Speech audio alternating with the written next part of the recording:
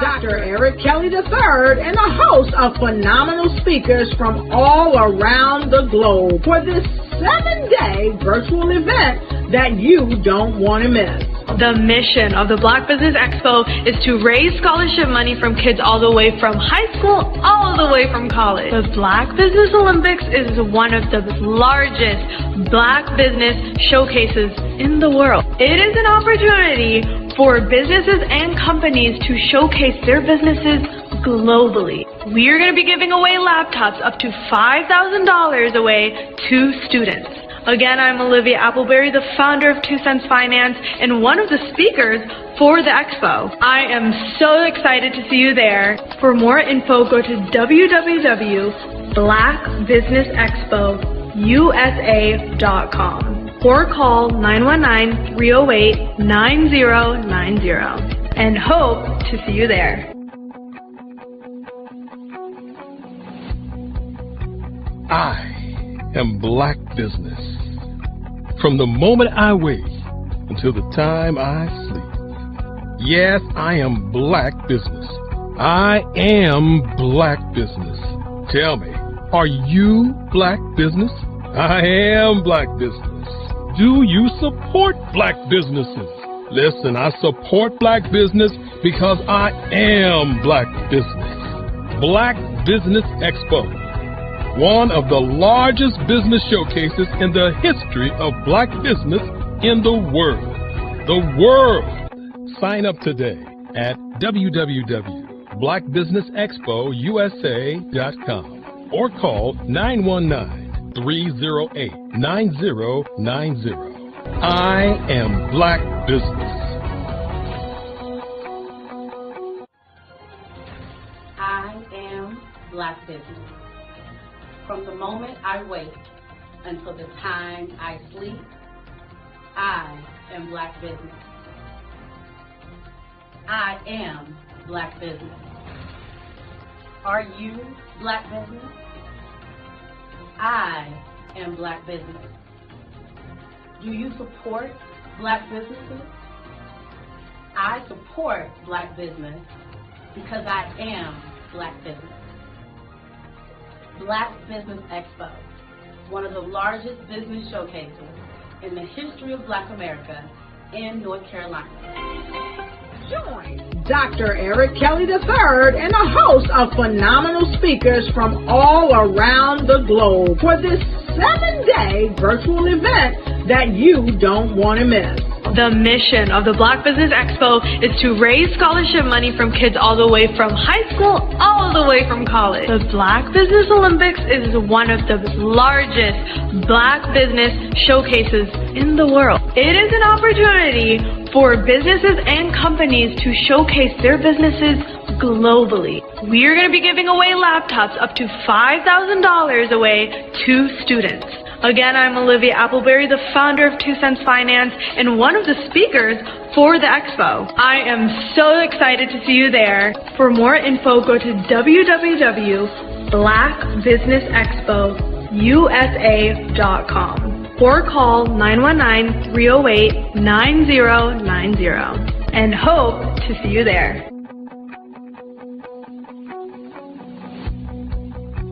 I am Black Business. From the moment I wake until the time I sleep. Yes, I am Black Business. I am Black Business. Tell me, are you Black Business? I am Black Business. Do you support Black businesses? Listen, I support Black business because I am Black Business. Black Business Expo, one of the largest business showcases in the history of Black business in the world.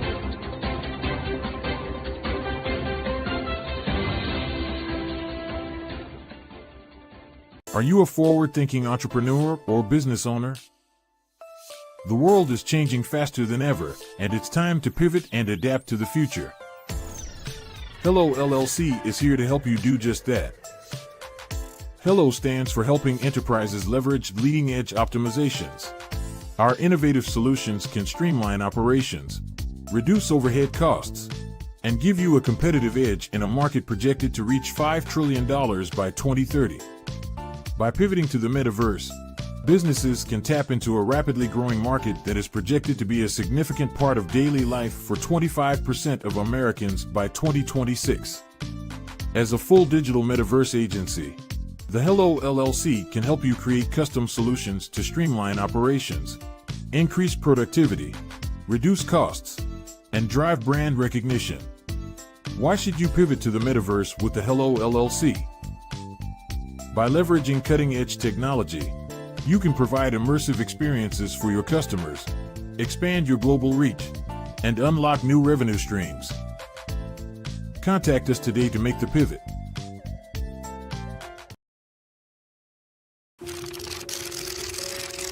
Bravery is not the absence of fear, but the ability to overcome it.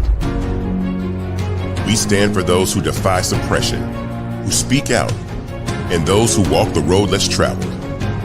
Everyone deserves to be seen and their voices to be heard. We're sparking a movement, growing a community of creators united by the desire for freedom, choice, equity, and ownership. At Fanbase, it's all for one and one for all. We support each other to guide, promote, and uplift you in a place where you can unapologetically be yourself. A place where your voice, ideas, and creativity are not just welcomed, but celebrated. We are Black founded, minority funded, and supported by a diverse, inclusive, powerful community that believes in the strength of authenticity and individual choice. Regardless of success or background, we welcome you. The marginalized, the underappreciated, the successful, the superstar. We're for all who seek a space to express themselves freely, where they are rewarded for being their authentic, true self. We transcend labels because only we have the right to define ourselves. We are built for the brave, the culture, the creators, and for the future where everyone has a power to shape their own destiny, where all are empowered, voices are amplified, and freedom is embraced. For the first time, you have a chance to own the platform you helped make popular. It's a revolution, a movement in how we connect, create, and share. Everyone is a creator, and everyone has a fan base. Here, you can be you without limits.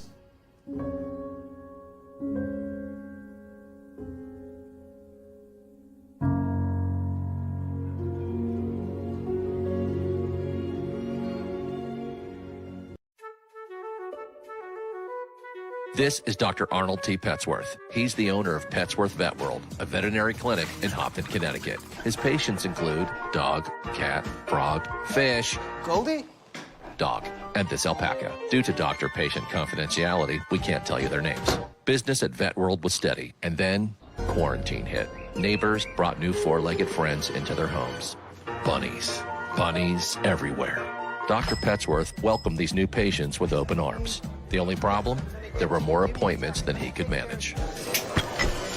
That's when Dr. Petsworth turned to his American Express business card, which offers spending potential that's built for his changing business needs. He decided to hire a new assistant, Julio, and with spending power built for business purchases, he used his card to furnish a new exam room. Together, Dr. Petsworth, Julio, and American Express Business made sure all the pets of Hopton got the love and care they deserved. And everyone was happy. Get the card built for business by American Express.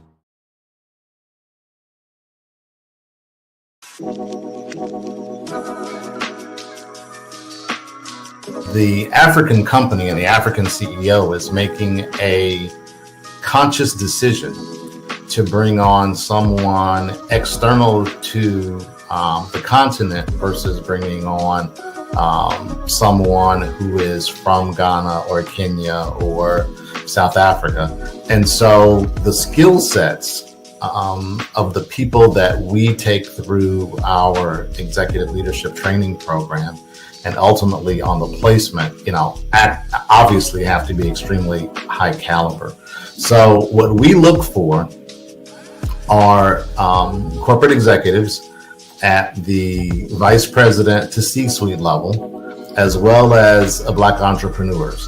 When we look at the Black corporate executives, we're looking for some very specific skill sets, whether that be around supply chain, sales and marketing, engineering, product development. We want our folks to be able to add immediate value to the corporate board, right? And the other thing is, even if they don't necessarily have specific industry experience, they're bringing a diversity of thought.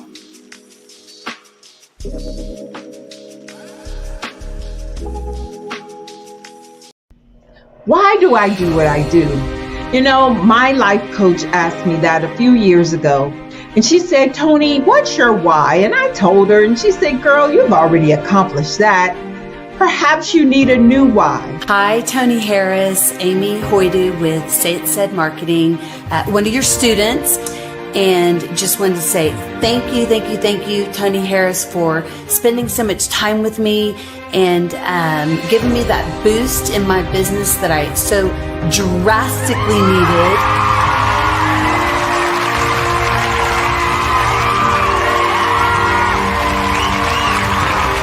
My why is to touch, move, and inspire my clients to take drastic steps to be better than they were before they met me.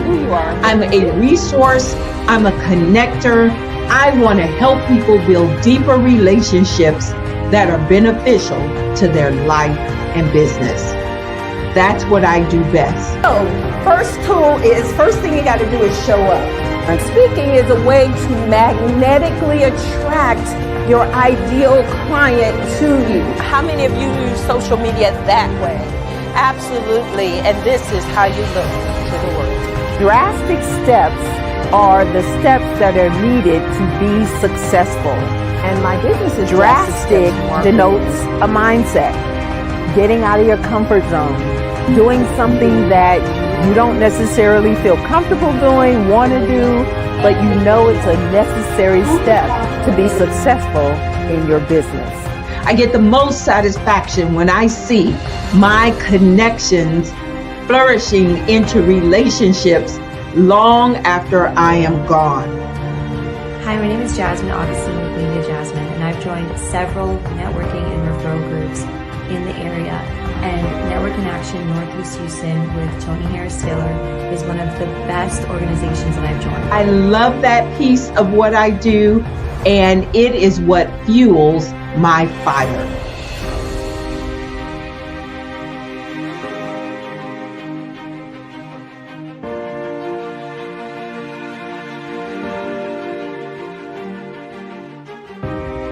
My name is Tony Harris Taylor, saying take a drastic step today for a fantastic tomorrow.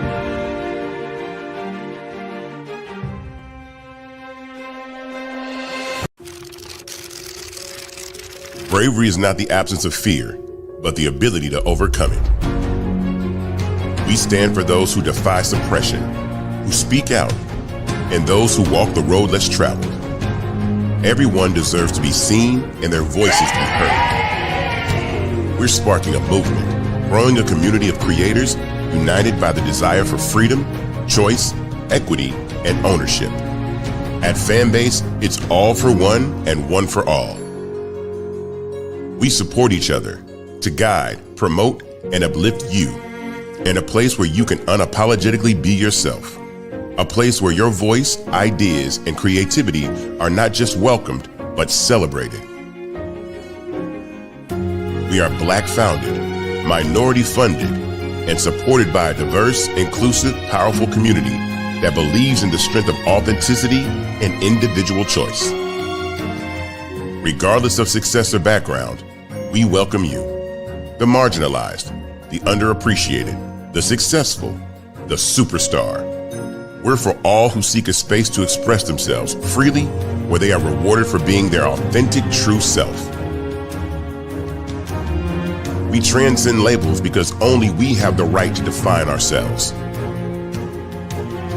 We are built for the brave, the culture, the creators, and for the future where everyone has the power to shape their own destiny, where all are empowered, voices are amplified, and freedom is embraced. For the first time, you have a chance to own the platform you helped make popular. It's a revolution, a movement in how we connect, create, and share. Everyone is a creator, and everyone has a fan base. Here, you can be you without limits.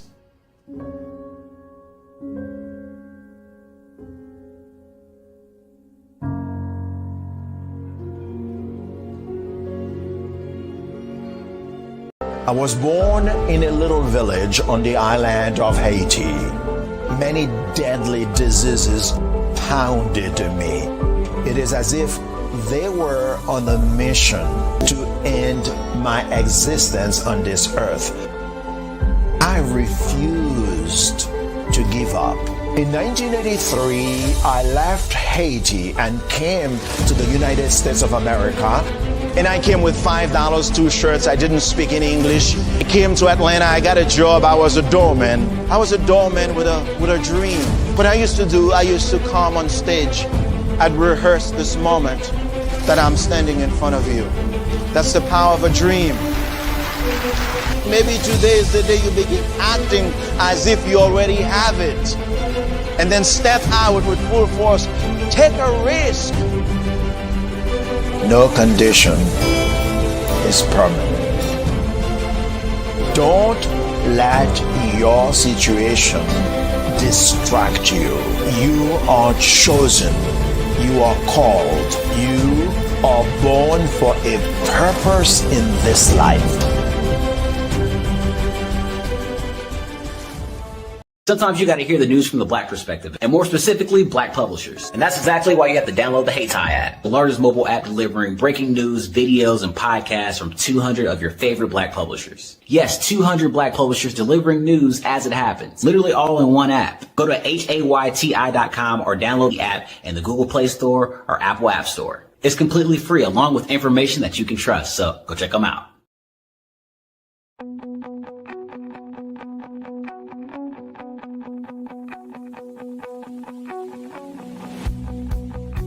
I am Black Business. From the moment I wake until the time I sleep. Yes, I am Black Business. I am Black Business. Tell me, are you Black Business? I am Black Business. Do you support Black businesses? Listen, I support Black business because I am Black Business. Black Business Expo. One of the largest business showcases in the history of Black business in the world. The world! Sign up today at www.blackbusinessexpousa.com or call 919-308-9090. I am Black Business.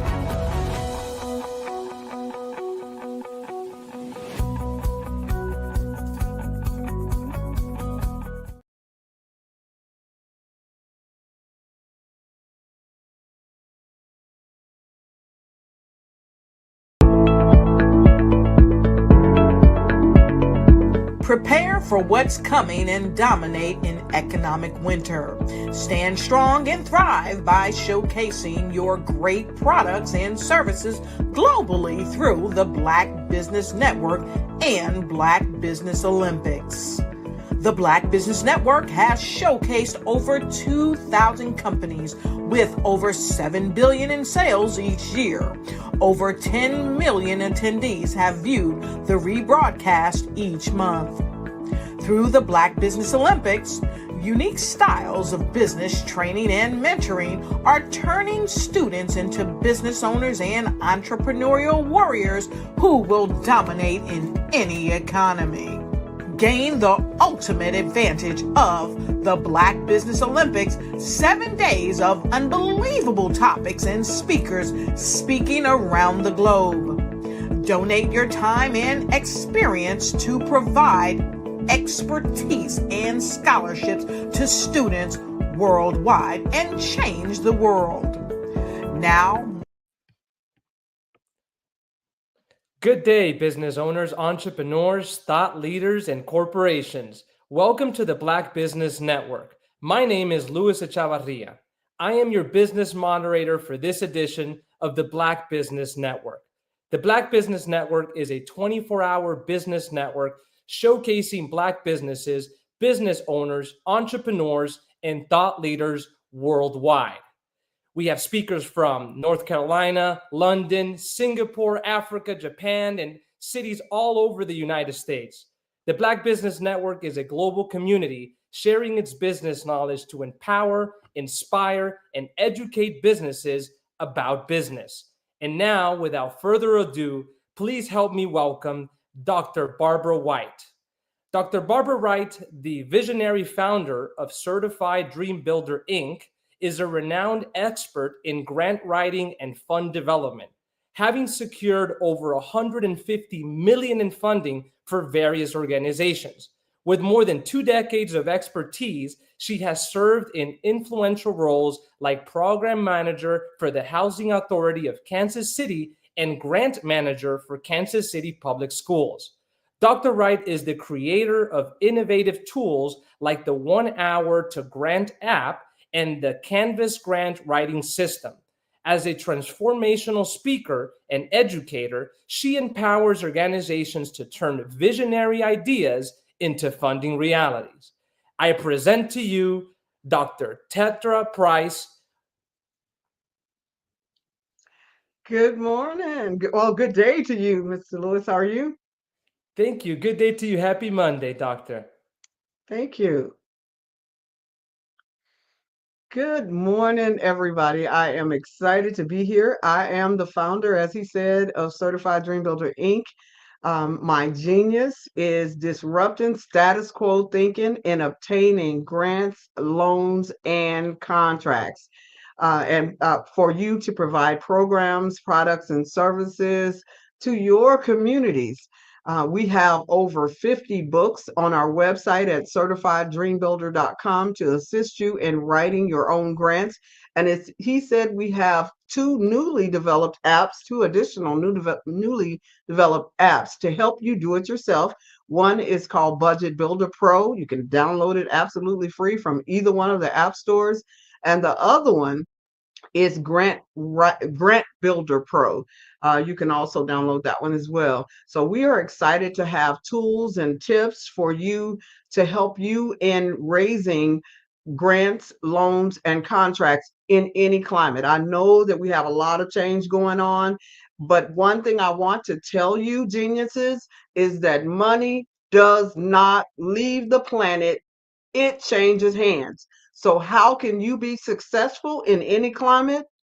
Get some money in your hands by making sure that you follow that PESTLE analysis, which is political concerns, economic concerns, social and cultural concerns, technological concerns, environmental concerns, and legal concerns. Make sure that you are keeping up with what those are and you're listening to programs like this one, the Black Business Expo, to hear information that's going to help take you to the next level.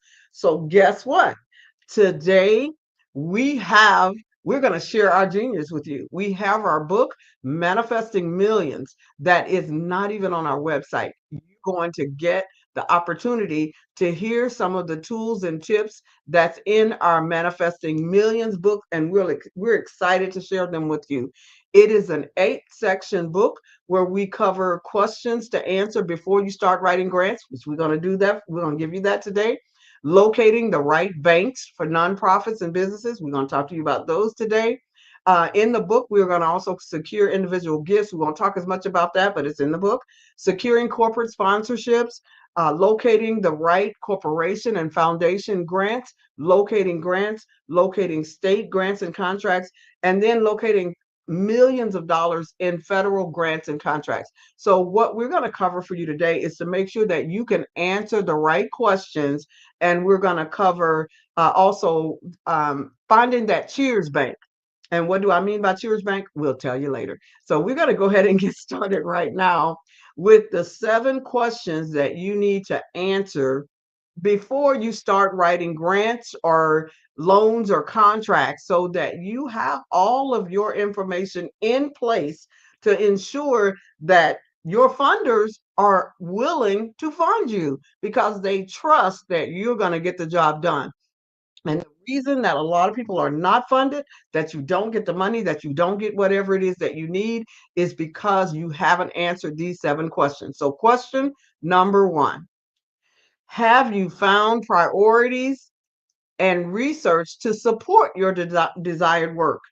Whatever it is that you desire to do has to be supported through statistics, and it has to be one of those priorities that is being supported through that pestle analysis.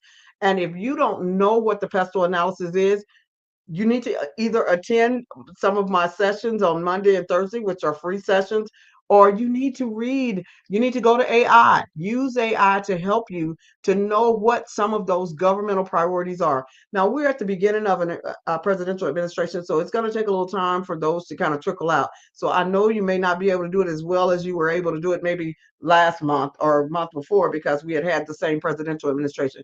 But anytime you change administrations, everything changes. So you're going to have to learn what this administration is funding. So what are those funding priorities? But don't forget, your states have already had some funding. And so they already have their priorities aligned. So you may have to concentrate on your local and state grants at this time, your foundation, local, and state grants. So you want to know what their priorities are and research to support your desired work. Get research from AI or get research from your favorite search engine to help you in locating grants and funding priorities that's going to help you. So have you done that research? Question 1, you need to be able to answer yes. Question 2, have you met the regulatory requirements for accomplishing your mission? Your mission is what you're going to do. And not only do you need to meet your mission, but you need to know what your mission, vision, and value statement is. Your mission is what you're doing now. Your vision is what you want to look like when you're successful. And your values is how you feel about it and how your partners feel about what you're doing. How are they going to support you in what you are doing?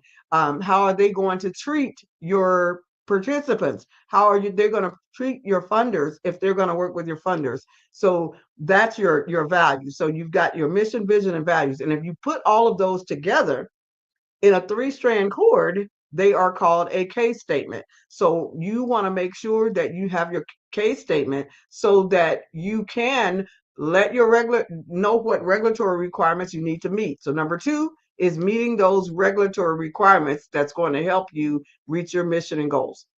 Number 3 is to have the established business credibility. You can use your name that is owned by somebody else, like at Yahoo, at AOL, or at those companies, but those do not belong to you. In order to be business credible, you want to make sure that you have your own email address, which is that you own the email address.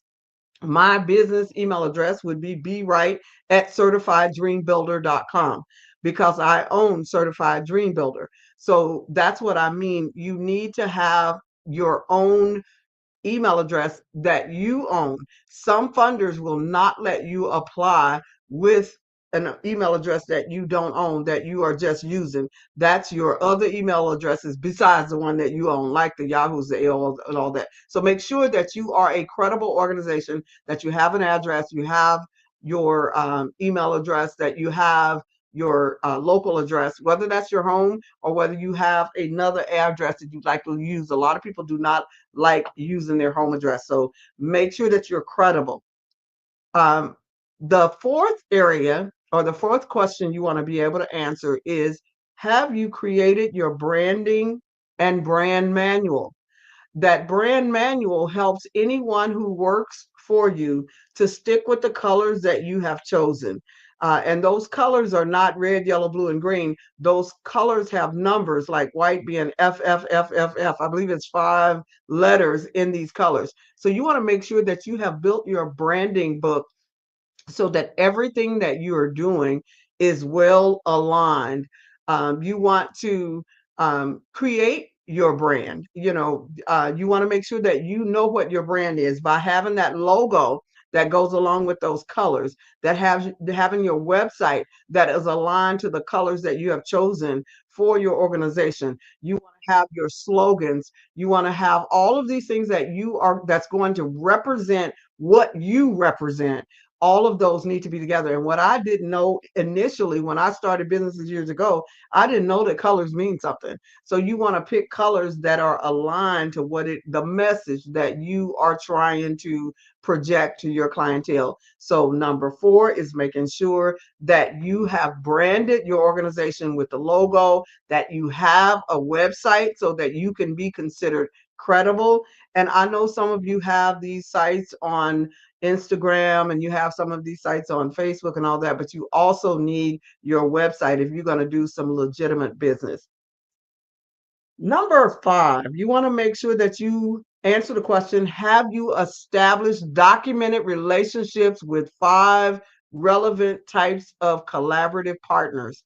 And now this is for those who are trying to seek grants, loans, and other types of funding. So grants, loans, and other types of funding, contracts. If you are interested in grants, loans, and contracts, you want to have some relationships with others. So those relationships might include nonprofits, for-profits, schools, and that's pre-K all the way up to postgraduates. Your faith-based organizations, and your government and community service organizations. Those are the 5 types of partnerships that you need to establish. Have you established those? Do you have letters of support from those? Do you have memorandums of understanding with them? Because just talking about it is not enough. You must go out and build these relationships.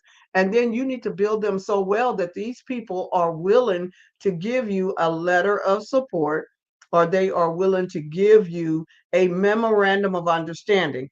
And let me tell you now that the memorandum of understanding is much better than the letter of support. Why do I say that? Because a letter of support gives you a pat on the back, but a memorandum of understanding gives you a handshake that we're going to have an exchange. And so that's why you would want the memorandum of understanding where possible. Have you established your 3 types of budgets that you need to establish? Your first type is your operating budget, and that's where tools like downloading my Business Builder Pro, Budget Builder Pro, Budget Builder Pro, downloading apps like that to help you. And it's not good for doing your household budget. It's only good for businesses, aspiring businesses, expanding businesses that are creating their business in the community. That's what that app is for. It's the Budget Builder Pro. It builds an app for you so that you know what your operations budget should look like based on the number of hours you are willing to commit to that organization. So keep that in mind, that you need to establish 3 types of budget. Your operating budget, which is what I just talked about. You need to also have your strategic plan, which includes your 3 to 5 year projected budget. Based on your operations, what do you anticipate your budget is going to be over the next few years? So that's what that one is about. And then your third budget is a budget that you have to create every time you want to go after funding. Every time you want to go after funding, you need a project budget. The project says how much you need to do this particular thing. Maybe you already have some money towards that. Maybe you don't have any money towards that. And you're asking the organization to fund your whole project. Some grants will require a match. They'll say, we'll give you 80% of it. You have to come up with 20% of it. Or we'll give you 50% of it. You have to come up with the other 50% of that. So those project budgets differ from your operations budget. So you need to figure out, because your operations budget may be 7.5 million, because SBA considers a small business any business that is capital that generates less than $7.5 million a year. That's considered a small business with the SBA.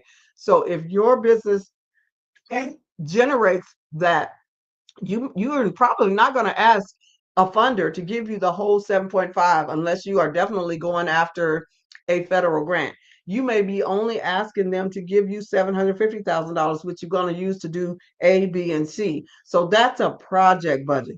My whole operating budget may be $7.5 million, but this particular project is only $750,000, or this particular project is $7,500, or for those of you who have ye of little faith, this particular project is $750. Whatever the amount your project is, that's your project budget. So whether it's 750, 7,500, 75,000, or 750,000, wherever your budget is, you need to have that project budget laid out, and you're going to have a different project budget every time, not one time, but every time you apply for a grant.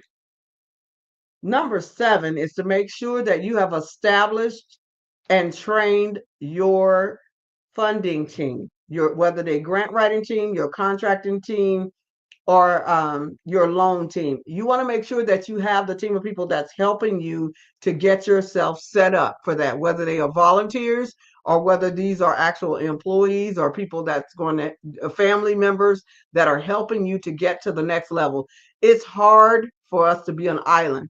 So let me go through those again to make sure that you know what those 7 questions are that you should be asking before you start going after funding for your business, your nonprofit, or your service, or whatever it is that you're providing. Have you found priorities and research to support it? That's number 1. Number 2 is, have you met the regulatory requirements required by your state in order to do whatever it is you're doing, or your federal, your local, state, and federal government? Have you met those requirements? Number 3, have you established business credibility? Number 4, have you created your brand and your branding and developed a brand manual? Number 5, have you established documented relationships with 5 relevant types of collaborative partners? Number 6, have you established your 3 types of budgets? And number 7, have you established and trained your grant team? If you're joining in the middle of this and you didn't hear the earlier presentation, you definitely want to rewind so that you know what each one of those are, but that's your next area. So that moves us to locating the right banks for nonprofits and businesses that are providing services to their community. In locating the right bank, or the Cheers Bank. So you wonder, what is a Cheers Bank? Some of you are old enough to remember the Cheers, how they had a jingle that went along with the show where everybody knows your name. That's the kind of bank that you want. You want a bank to where somebody in that bank knows your name, whether it's Goldman Sachs, JP Morgan Chase, Bank of America, Morgan Stanley, Citibank, Wells Fargo, whichever one of these banks you are using. You want to know that somebody in there, and that somebody should probably be one of their wealth management officers. You want to know that they know your name, because, and banks are not created equal. You want to make sure that you get a bank that is willing to know your name so that they can assist you in knowing about their philanthropic solutions for foundations. They have funding from organizations, from 5th generation millionaire, billionaire types of foundations and organizations that they manage. And they give out grants under their name, but it's actually from all of these different funders who don't have time to do that themselves. They are allowing others to do that for them. So that's why you want that wealth management officer to know your name and to be familiar with what you are doing, because maybe they can let you know when there's new funding coming up. And if they don't let you know, in my book, Manifesting Millions, I've got the links there for at least 4 of those well-known banks that give out those philanthropic solutions to organizations. My book is not on the website yet, but I will be getting it on there for you at certifieddreambuilder.com. So that's what the Cheers Bank is. It's one of those banks that has a list of nonprofit organizations that they have a list of nonprofit organizations that are able to assist you in finding that funding. So I want to be sure that you are looking for your Cheers Bank. The other thing that I want to tell you is there are lots of foundations out there, and what you need to know from those foundations as you are looking for the organizations with the banks or the other foundations, you want to know the funder's name, you want to know the grant link. So you need to make a table. Now, if you get the Manna for Manifesting Millions, this table is already made for you. It's a workbook. So you put down the funder's name, the grant link and the contact, the funding category, whether that is housing or music or justice, maybe you're doing reentry, whatever it is that you're doing, you put down that funding category, the funding eligibility, what makes you eligible, the due date, and any notes that you need to get from these organizations. Those are the things that you want to know. So once you find these Cheers banks, you want to know, you want to make sure that you have that form filled out. So that you can go back and find these foundations that are giving their money away through either the banks or maybe some of these foundations on their own. In the book, I'm going to give you, there's a slide in there that gives you nonprofits by location, foundations by locations, grant funding foundations by location. It even gives you all of the non-90s. It also gives you the community foundations that are in your area or in any area that you want to serve. I tell you, the books that I put together are really for not only just grant writers, but those who want to do this as a business. One of the other things you want to know is where can you find additional grants? So I've told you about the Cheers banks where they have lists of funding, but there are also other places where you can find great funding. So before you are ready for that, you want to make sure that you can answer a few more questions. And that's the type of foundation that you are looking for. We know that there's a Cheers Bank, but then what type of foundation? So let me give you these questions. There's 9 of these questions. What are the target foundations area of interest? So once you have gone through the Cheers Bank and you've gone through the database and you know now, okay, I'm interested in this grant. So what are the target foundations area of interest? And then how much is the foundation given on an annual basis? What is the average amount of grants given and the number of awards that they give out? Who have the foundation given money to in the past year? Do you meet the applicant qualifications of the target foundation? And if you don't meet those, then you want to get ready. What is the foundation's application process and deadlines? And then who are the foundation staff members?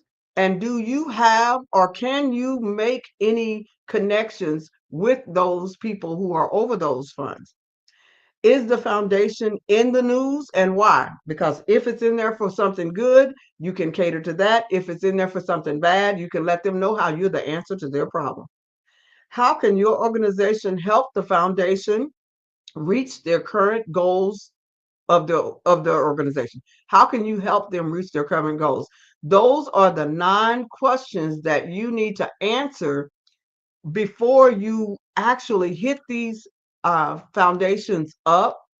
And then once you can answer those questions, then you can start writing down the funder name, the grant link, the funding category, the funding eligibility, the due dates, and the notes. All of this is in my book, Manna for Manifesting Millions.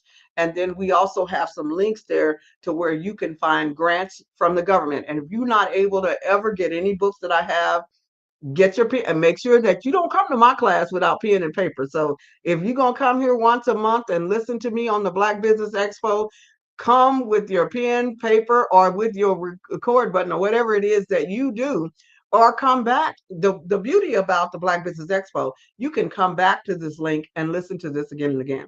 So grants from the government, foundation grants, grants by category, list of funding by state. These are some of those keywords that you can put in. List of funding by state, list of grants for schools. And we're getting close to the end of this. We want to make sure that you are getting some of this information. Another area is we want to make sure that you know how to find grants. You can go to so many different sites. Like the list of keywords that I just told you will tell you about some of the sites that you can go to and find some of these grants. I'm not able to do all of that in a session like this, and some of you are visual learners, so this stuff just goes right over your head when I'm talking like this. But if you are a visual learner, then I would suggest you, whenever you see that Manifesting Millions book out there, you go ahead and grab it, because everything that I'm saying is in this book. But you can also use AI, you can use search engines to use a keyword like grants from the government for whatever it is that you are intending to do. Foundation grants for, if it's reentry, foundation grants for reentry. Foundation grants for daycare, foundation grants for faith-based organizations, foundation grants for solar, for foundation grants for business development, whatever it is, foundation grants for training in this, that, or the other, whatever it is that you're looking for. I have the keywords in the book and I'm giving them to you right now. Grants by category, whatever that category is for you. List of funding by state for whatever it is that you are interested in. List of grants by schools, for schools, for whatever it is that you are interested in. So your creativity in locating grants is going to help you in finding the grants. Now, the mother of all federal grants of $1 million and more has been grants.gov. www.grants.gov. That has been the mother of where to find those federal grants. But with all of that being on the table for chopping blocks or whatever, we're not necessarily looking there for those federal grants anymore. We are currently, you are. But eventually, some of those grants might trickle down to the state. But I still believe the federal website will be where you will find some of these, and then the connections to the state may be there, or they may send you directly to your state. But for now, they are still on the federal government's websites. So when we do teach the Manifesting Millions class, the full class, because I'm just giving you an excerpt today from my book, but when we do teach the full class, we tell you to go to grants.gov and we tell you to click search grants, because when you get there, there is a menu and it tells you to search grants. And when you get to that search, when it takes you to the search grants, that's where you start to put in your keywords. That's where you can put in appropriate filters to be able to apply for whatever it is that you want to apply for. That's where you can export detailed data. That's where you can use your Excel spreadsheets. That's where you can delete unneeded columns. That's where you can do all of these things and then end up with a list of grants that will work for your organization. There's generally 2,000 grants on the grants.gov website. And so in order to find those grants, you're going to have to do a little bit of work. So I'm hopeful that this information has helped you. We have about 5 minutes. So what I would like to do is take a minute of that time to let you know that I am Dr. Barbara Wright.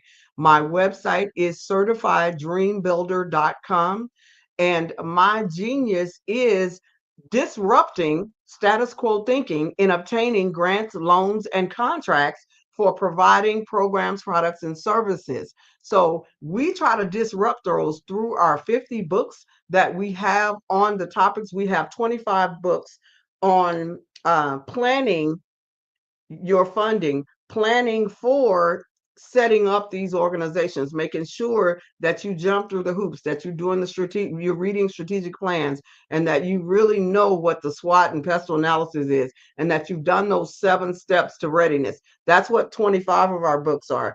And then we have 25 books on those same topics we have 25 books on those same topics that's going to get you ready for grant writing. So we have about 4 more minutes or 3 more minutes in this show, and then we will give you I'm saying that because I'd gotten a call and got a little interrupted, so I'm saying that mostly for them. But we do have 25 books that are on grant writing, contract writing, and getting yourself ready for loans. So we have the books that are good for planning and development and making sure that you can locate grants that will help you. And then we have our actual proposal writing books or grant writing books, contract writing books that are on the website at Certified Dream Builder. And as far as what we covered today, we covered the 7 steps to being ready, or the 7 questions that you need to answer if you are ready to write grants. And that includes, have you found the funding priorities? Have you met the regulatory requirements? Have you established business credibility? Have you set up your brand? Have you developed your brand? Have you established documented relationships with 5 relevant types of collaborative partners? Have you established with your 3 types of budgets? Have you established and trained your grant team? Those are the questions that need to be answered. And then also, have you found your Cheers Bank? Your Cheers Bank is one of the major banks that also provides philanthropic solutions. They have wealth management officers that you can befriend so that when they do come up with grant opportunities, they tell you about them. And then have you answered the 9 questions for raising funds? Who are your target foundation, or locating the right funder and making sure that it is a good fit. And that's what are the target foundations areas of interest, how much money they're giving out, what is the average amount of their grant, because you know that might be what you're looking for. And so we're not going to keep going because our host is here, and I see that our time is about out, but we're happy that you were with us here to learn about manna for manifesting those millions. Okay. Yes. Lewis? Thank you very much, Doctor. We really appreciate your time and for being with us today. And to everybody that's watching, just remember, genius is coming, and I'll see you on the other side. What if you could build your own city? A place where every child can find nurturing people to help them achieve their full potential. A place where every adult can access job training support, where health education is abundant, where social justice ruled the land. A place without limitations. Welcome.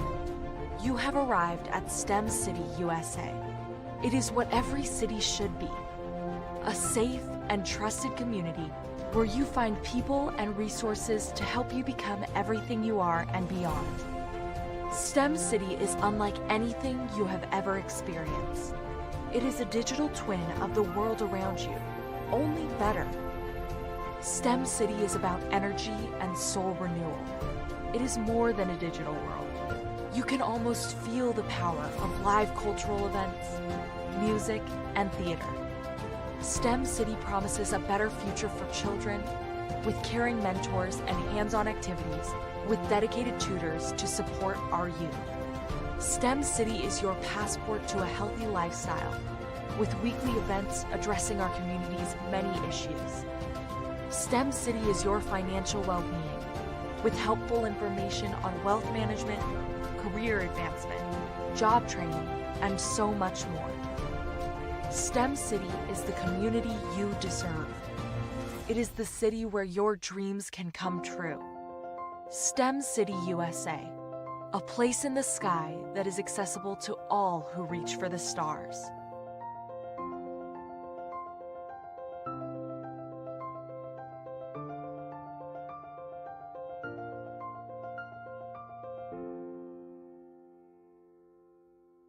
Artist to me is a creative expression of something from nothing. You know, it explodes onto the canvas, or it explodes on in my work.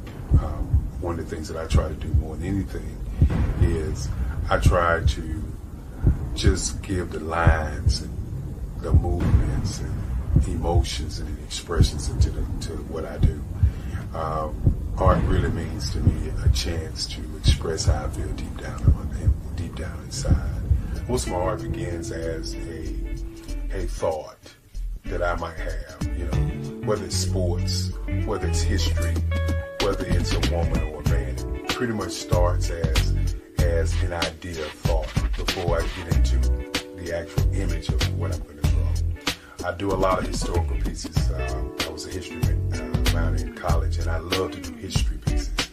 And a lot of times I'm thinking about history, and then I try to make that history impact you as you look at it. That's one of the reasons I do pictures so large. People ask me, why do I do pictures so big? And I tell them, I want the piece to impact them as they're looking at it, to kind of dominate them, dominate their space. And most of my pieces I try to do off page. I don't try to do anything that's going to be in those four corners or in a square. And I want your imagination to be a part of the piece that you're looking at.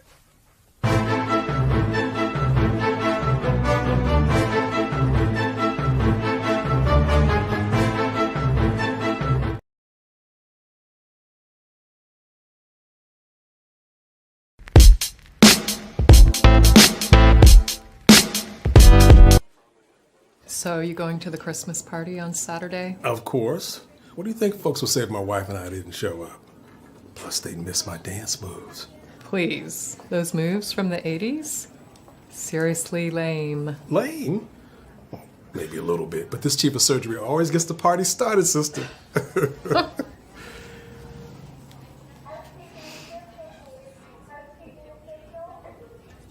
What's going on with your hand? Nothing. Just tired. Stress. Jen, we've known each other a long time now. And we've always been honest with each other. What's going on? Come on, Mark. I'm fine. That hand says otherwise. It's nothing. Look, this does not interfere with my ability to do my work. Jan, until you get a complete workup, you know I can't let you back in the operating room. Mr. Menchef, did anyone else have access to your badge last night? Say around midnight. Because the computers here at your lab show that somebody was here. And although your cameras don't show it, somebody was in your building. The chip is his property. Belongs to him. No, he belongs to no one. Simon, do you belong to him? No, he has a right. He has no rights. It belongs to him. Shame.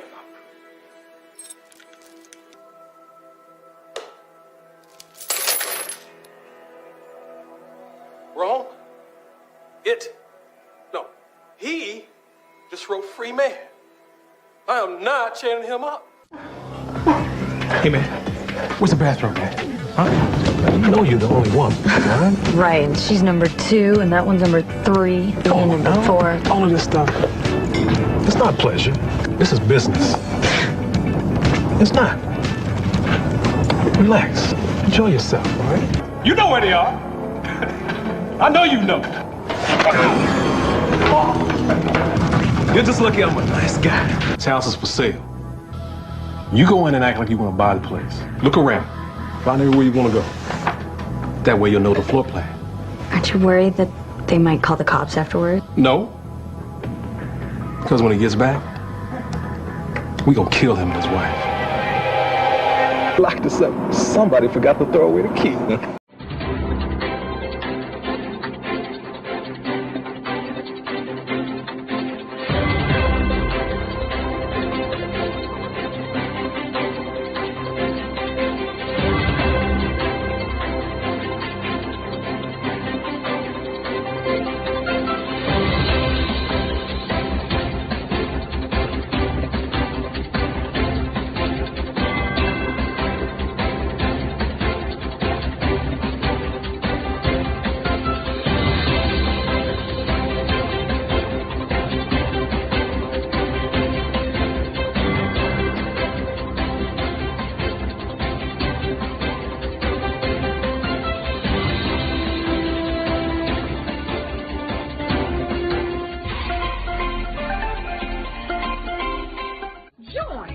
Dr. Eric Kelly III and a host of phenomenal speakers from all around the globe for this 7-day virtual event that you don't want to miss. The mission of the Black Business Expo is to raise scholarship money from kids all the way from high school, all the way from college. The Black Business Olympics is one of the largest Black business showcases in the world. It is an opportunity for businesses and companies to showcase their businesses globally. We are going to be giving away laptops up to $5,000 away to students. Again, I'm Olivia Appleberry, the founder of 2 Cents Finance and one of the speakers for the expo. I am so excited to see you there. For more info, go to www.blackbusinessexpousa.com or call 919-308-9090 and hope to see you there. I am Black Business. From the moment I wake until the time I sleep. Yes, I am Black Business. I am Black Business. Tell me, are you Black Business? I am Black Business. Do you support Black businesses? Listen, I support Black business because I am Black Business. Black Business Expo. One of the largest business showcases in the history of Black business in the world. The world! Sign up today at www.blackbusinessexpousa.com or call 919-308-9090. I am Black Business. I am Black Business. From the moment I wake until the time I sleep, I am Black Business. I am Black Business. Are you Black Business? I am Black Business. Do you support Black businesses? I support Black business because I am Black Business. Black Business Expo, one of the largest business showcases in the history of Black America in North Carolina. Join Dr. Eric Kelly III and a host of phenomenal speakers from all around the globe for this 7-day virtual event that you don't want to miss. The mission of the Black Business Expo is to raise scholarship money from kids all the way from high school, all the way from college. The Black Business Olympics is one of the largest Black business showcases in the world. It is an opportunity for businesses and companies to showcase their businesses globally. We are going to be giving away laptops up to $5,000 away to students. Again, I'm Olivia Appleberry, the founder of 2 Cents Finance and one of the speakers for the expo. I am so excited to see you there. For more info, go to www.blackbusinessexpousa.com or call 919-308-9090 and hope to see you there.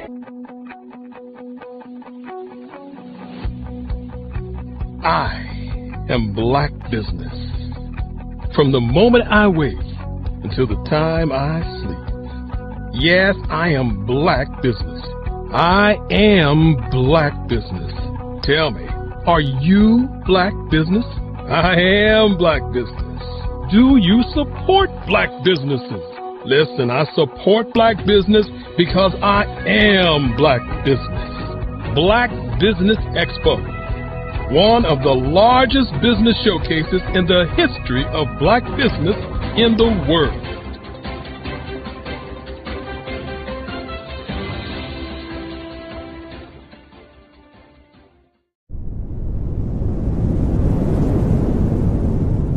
Phenomenal Tanya T. Wise, who is here from the great state of Maryland. Tanya, welcome and thank you for being with us today. Can you indulge our audience a little bit and tell them just a little bit more about who you are and what it is that you do?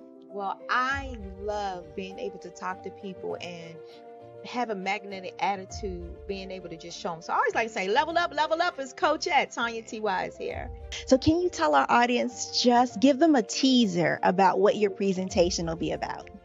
So my philosophy is that we should all be living our dream life. So tomorrow I'm going to talk about how you start living your dream life. What are some of the things that you thought about in your childhood that you just kind of let go and dormant? Wow. And I want to reignite that and just give you some pointers and some tips, some tools, some strategies to be able to start living your best life now. And guess what, Rhonda? And leave it inheritance for your legacy. Oh my goodness. Okay, I know that's resonating with a lot of people. I've heard that you have a dynamic coaching program. Can you tell us a little bit more about that? Absolutely. So our coaching program help people that have the lack of time, that lack strategies, and lack the confidence to go after their dream life. So we help them implement tools, we help them implement strategies, as well as give them resources so that they can live their best life now and leave that inheritance. Wow. Oh, I love that. I love the leave the inheritance part.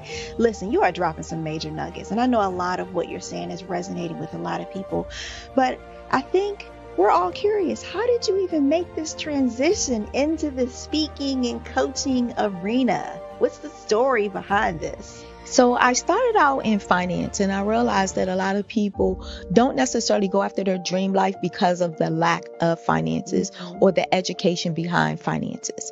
But it wasn't until I lost my firstborn, my only son, that life changed for me. And where I was going after it all, living the corporate life, hit my 6-figure income and living in my dream house with my dream man, driving my dream car.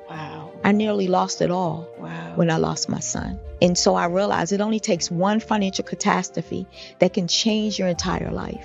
That's what made me start All New Beginnings. Because no matter what's going on in life, there's a new beginning.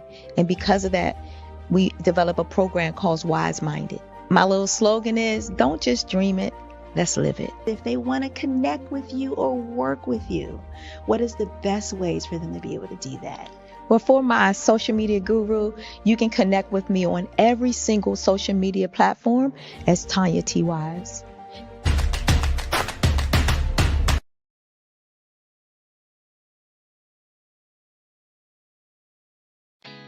Did you know women represent just 3% of Fortune 500 CEOs and less than 15% of corporate executives at top companies worldwide? Have you wondered what the secrets are to getting into the top ranks, whether in the private or public sector?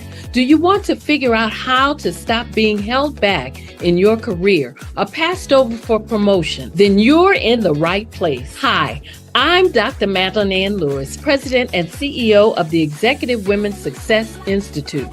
I have decades of experience in the military, the federal government, and corporate America. And my mission is to help women succeed and tap into their full potential. I want to reach 1 million+ women around the world to become the leaders they are meant to be. So if you want to move into a management or executive level position, or maybe you are a female veteran transitioning out of the military into business entrepreneurship, then reach out to the Executive Women's Success Institute at 301-693-3284. Let us get you on the fast track to success.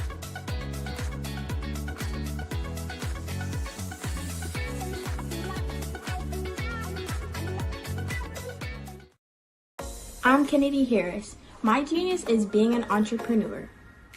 I'm the CEO of K-Lock, a company where I develop my very own line of kids supplements. I currently market my multivitamin for kids to help combat weak immunity. During the pandemic, research has shown that having a strong immune system is key to fighting off disease. My vitamins are for kids, but adults can benefit from them as well. I'm adding a proprietary blend to my supplement line. I want to create my own blend so that I have a competitive edge in the marketplace. Staying healthy is important to me so that we live longer and have healthier lives. My website is klockproducts.com. That is K-L-O-C-K. Genius is common.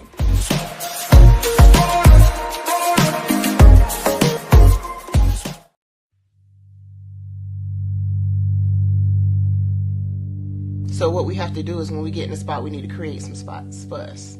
That's the main thing. We need to be able to be in a position where we're able to create those spots for us. For me, being an entrepreneur, I'm not just going to get a business and then leave you sitting high and dry. If you ask me some questions about entrepreneurship, I'm going to give you as much as I received. I've seen people who made it, and then when you ask them, it's like, okay, now you have to pay me for the information, the same information I got for free. We probably in totally different cities. There's no way that we're going to bump heads or anything. We're not competing. Bring me up with you. And so I just think that whatever education that I have, then I need to be able to give that to my own as well. So create the spots. You can create the spots when you get there.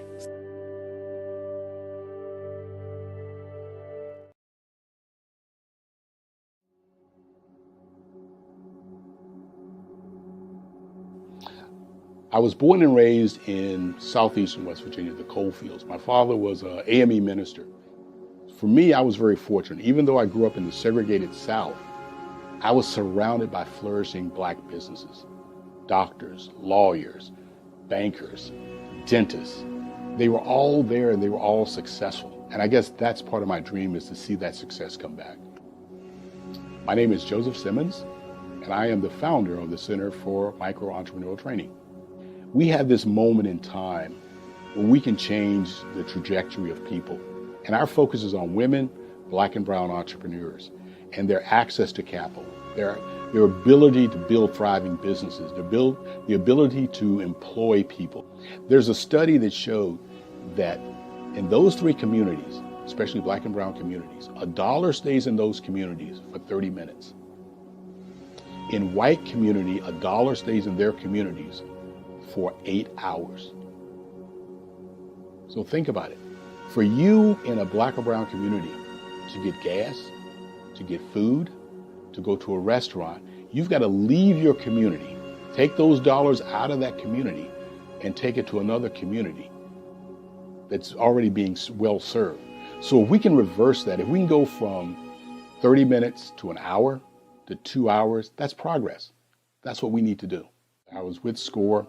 And then in May of 2020, of course, the events happened in regards to the murder of George Floyd. The other thing that I was experiencing was the denials of federal funds for small businesses. And it revolved around one thing. These businesses were not being prepared for grants and for government programs. And I came up with the idea for the Center for Micro-Entrepreneurial based off those two things. Morgan Stanley had a report out in 2020, first quarter, and it talked about there were 3 groups that were massively devastated by COVID-19 on their business. That was 1, women, number 2, Black, and number 3, brown entrepreneurs. The research showed that they had less cash on hand, they had less opportunity to go into a bank and get money, and they were very dependent on family and friends to keep their business up and running. If we can focus on those 3 groups, then we can have a dramatic impact on our communities. Really, the focus is on 3 areas. And those 3 areas are 1, the people, number 2, the courses, and number 3, a support network. Here at CMAT, we will provide you with the fundamentals for generational success. And you will be creating a vibrant community by attending our 5-day immersive training course.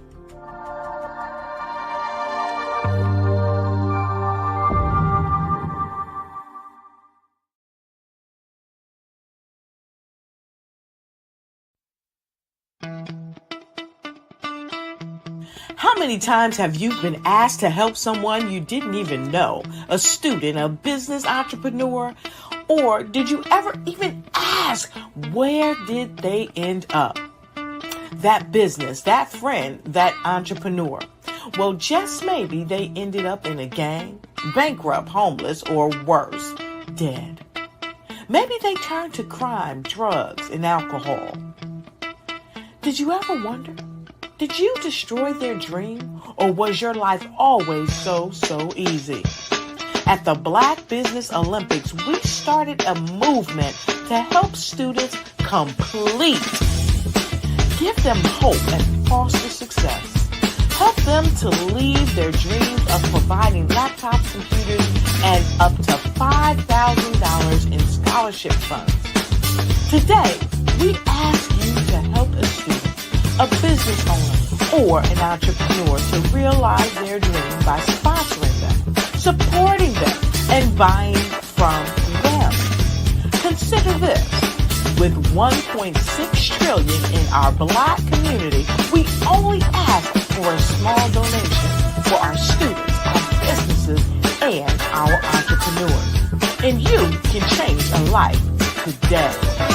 So I ask you, what are you going to do? Sit on the sideline and watch our students in high school be losers, miss out on their dream from lack of resources?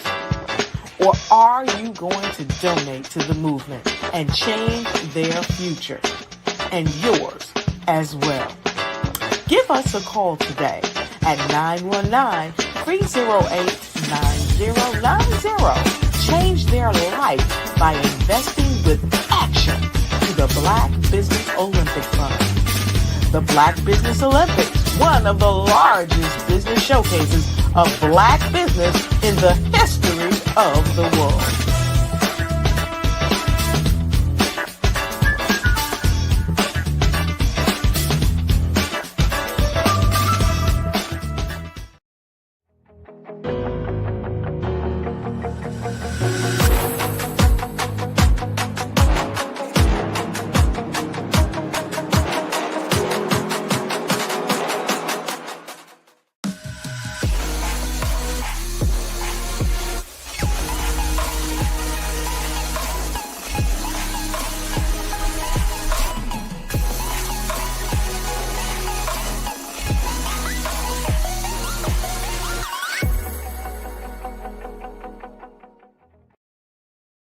I'm Ramon Ray, founder of Smart Hustle Magazine and smallbiztechnology.com.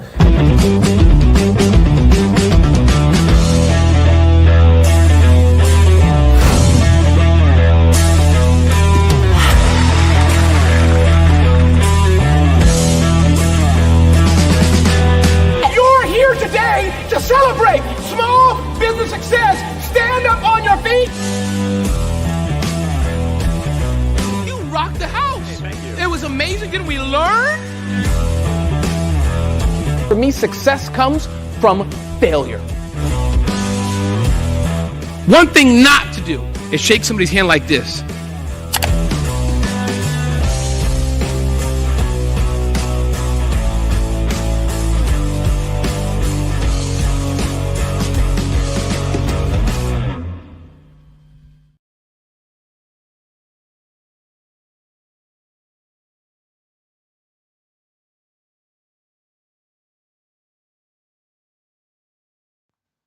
Genius is common, and my genius is nutritional strategy.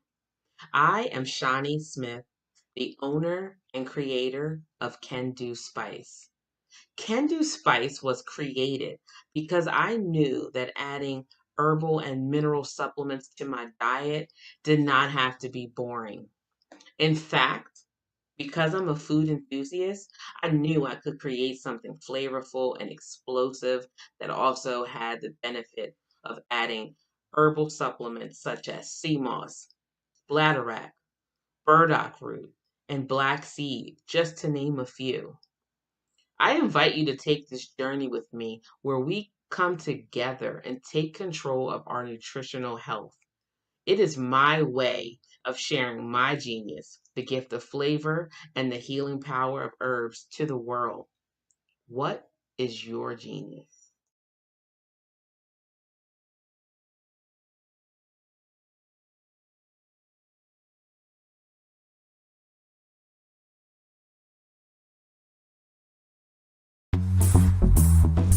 Attention all entrepreneurs and companies. Are you looking for reliable and efficient virtual assistants and back office support to help you manage your business tasks? Look no further than Superwoman Business Services. Our team of virtual assistants provides a full range of administrative support services, including operations management, social media marketing, and much more. We also offer website design services to help you create a professional online presence that reflects your unique brand. In addition to administrative support and website design, we offer business development and structuring services to help you grow your business and achieve your goals. We'll work closely with you to identify areas of improvement and develop a customized plan to help you reach your full potential. At Superwoman Business Services, we understand that running a business can be overwhelming and time-consuming. That's why we're here to help you fly high and achieve success. Our virtual assistants are highly skilled, experienced, and dedicated to providing you with the support you need to thrive. Come fly with us and take your business to new heights. Let us help you become the superhero entrepreneur you are meant to be.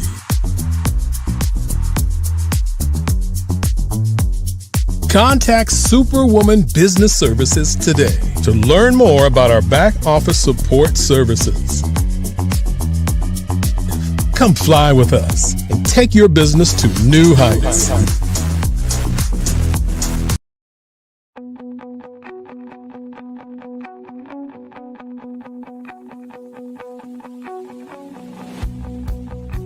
I am Black Business.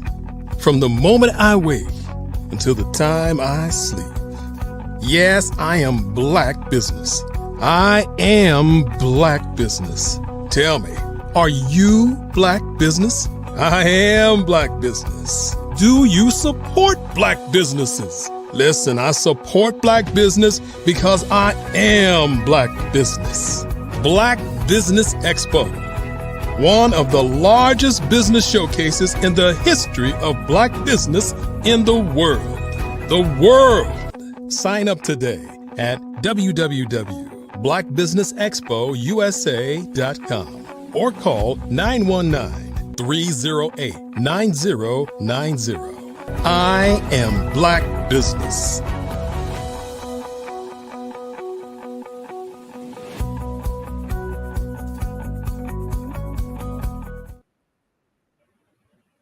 Good day, business owners, entrepreneurs, thought leaders, and corporations.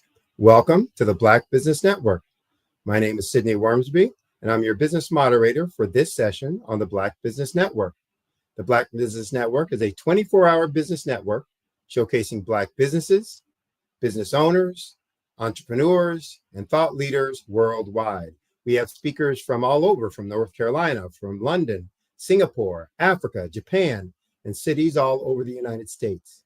The Black Business Network is a global community sharing its business knowledge to empower, to inspire, and to educate businesses about business. For our first session this afternoon, we have Dr. Linda Mitchell. Dr. Mitchell is the ultimate student and transformation specialist on multiple levels. She has her PhD in Christian theology.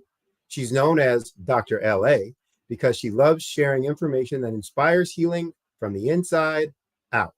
She has a master's degree in Christian education, a bachelor's degree from the University of Sedona, and an associated degree in computer information systems from Strayer University. In addition, she's a graduate of the Destiny Coaching Academy and also with Intervision's Institute for Spiritual Growth and Development.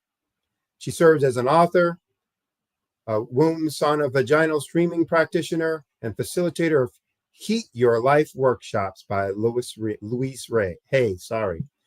So help me introduce to the program, Dr. Linda Mitchell. Thank you, Mr. Wormsby. I appreciate that introduction. No problem. Glad to have you here. Good to see you again. Thank you. Great to be seen.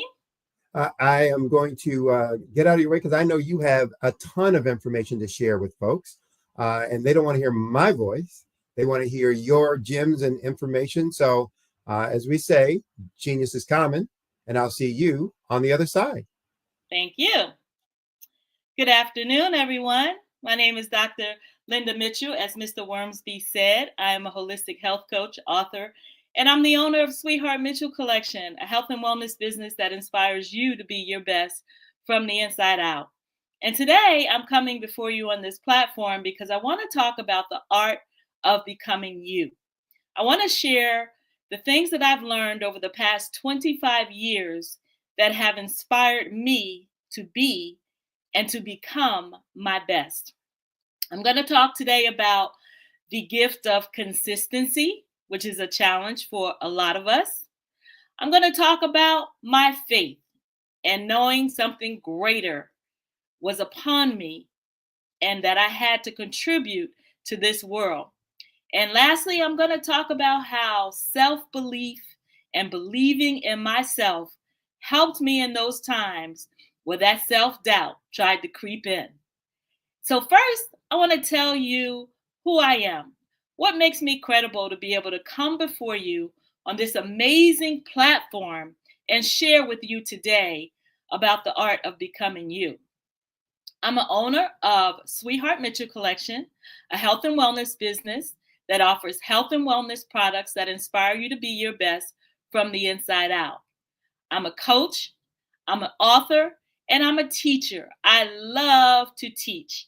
And I've been doing all of these things over the last 25 years. And on that journey, all of these things have helped me to become the incredible and fabulous woman that I am today.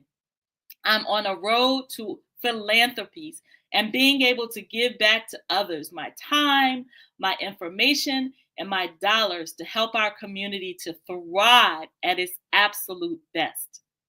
One of the things that I've learned about this journey is consistency.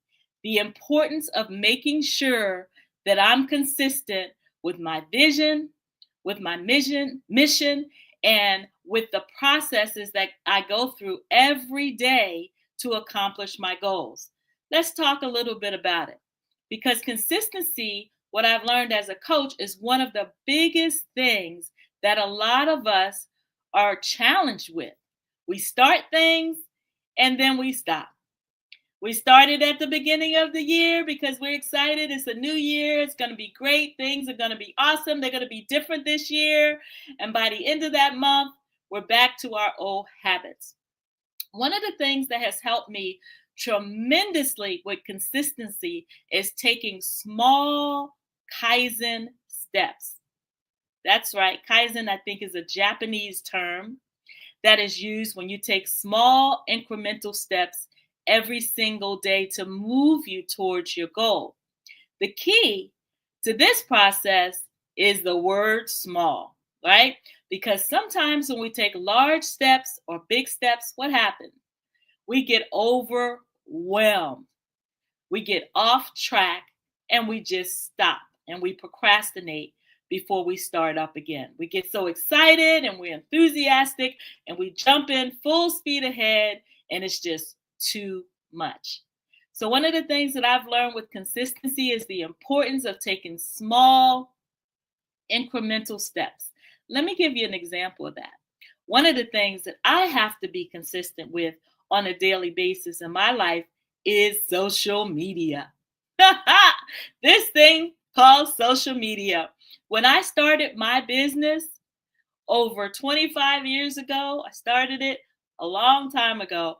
What I realized is that I'm going to have to grow with this business. And social media was one of those things that I've had to learn to grow with because it's a necessary platform for me to keep myself in front of my customers and my clients. Well, I must say, some of you may be able to relate. On that journey, it can become quite overwhelming. So what I had to learn really quick is every day do one thing on social media consistently across all platforms. For me, that helped me to make sure that I kept my vision in front of my customers on all platforms, but also it helped me to be consistent so I didn't get overwhelmed. So what I do is I take the same information and I post it across all platforms in different ways daily. And that one small, consistent step that includes scheduling my content has helped me to be consistent. Now, what about when you wake up in the morning and you have this feeling of, I don't feel like it. I'm tired. I don't want to do it today. How did I overcome that? Right? So one of the tools that I use, and you have to find your tools, is I use scheduling. I'm able to schedule my posts on social media. And so I don't have to do it every day. I can schedule them 7 days in advance, right? And then I have a couple days to take a deep breath, a breather, especially on my days off, because I have 2 days off that I take to rest, to do my self-care. So the key to consistency is finding tools and resources and people. I can't tell you how I had to overcome the challenge of not asking for help. That was a big step for me as an African American woman. I had to learn how to hire a virtual assistant. I had to learn how to hire support in my home to help me to keep my home clean, right? I had to ask for help.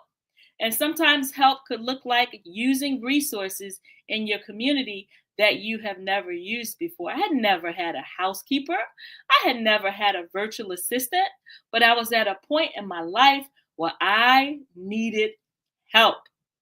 And so one of the keys to being consistent is asking for help and using your tools and using your resources that are available. And it may be that you might have to use tools and resources that you've never used before, right? And that was a little uncomfortable in the beginning. I had to go through the hiring process of finding someone that I felt was, reliable, that I could trust in my home. And it was a little uncomfortable in the beginning, but guess what? After I got over the initial hump, it worked out perfect, right? So sometimes it might be a little uncomfortable finding the tools, finding the resources, finding the people that can help you throughout the process. But the wonderful thing about it is if you're consistent about looking for those tools and finding those people, you will find them. And they will help you to be more consistent in your life in the areas that matter the most. I had to relinquish and delegate the things that was eating up my time so I could focus on the things in my business that I need to consistently focus on, right? In order for me to, make sure that I had things like a clean home and the laundry was done and, the administrative tools were done. I had to hire support. And I encourage you to do the same in your consistency journey. Step out of that box that you've been in. Try something new. Hire some additional support that you may have never hired before. But you might be saying to yourself, that's kind of expensive. I don't have the resources and I don't have the tools to be able to do that. Well, that's fine. You have to start wherever you are. There are a lot of free resources in the SBA, Small Business Administration. There's a lot of free resources in the SCORE office. Look up your local SCORE, SCORE office in your area. And then as far as a virtual assistant, you can start small with 1 or 2 hours a week. Virtual assistants are very inexpensive, especially in other countries. My virtual assistant is in Africa. And I've hired virtual assistants from India. And their cost per hour could be as little as $5, $10, maybe $15 an hour. You have to start somewhere. And as you see the benefit, you'll be able to consistently increase the hours, right? Increase the support so you can allow yourself to continue on that journey of receiving support. Okay. Now, another thing about consistency is distractions. The average attention span of a person is smaller than a goldfish. Goldfish is 8 seconds and an average person, 7 seconds. You probably know why that is. We have so many things vying for our attention, like social media, right? You're looking at a social media post and another social media post is popping up trying to get your attention. Someone's texting you trying to get your attention. Someone's calling you trying to get your attention. And I found personally, I've had to learn to shut the social media off, to take myself away from it at certain times, to put my phone on do not disturb, to help me to be consistent and focusing on the things that are going to help me to master the art of becoming and being my absolute best. And the distractions out there, the individuals that are vying for your time, that are trying to get you to buy this and trying to get you to watch this, will distract you from the art of becoming your best version of you. So you have got to learn to use your tools. Put your phone on do not disturb. Yes, it's easy to do. Turn that phone off at night so you can get adequate rest and so you can get adequate sleep as well. Because the world is vying for your attention.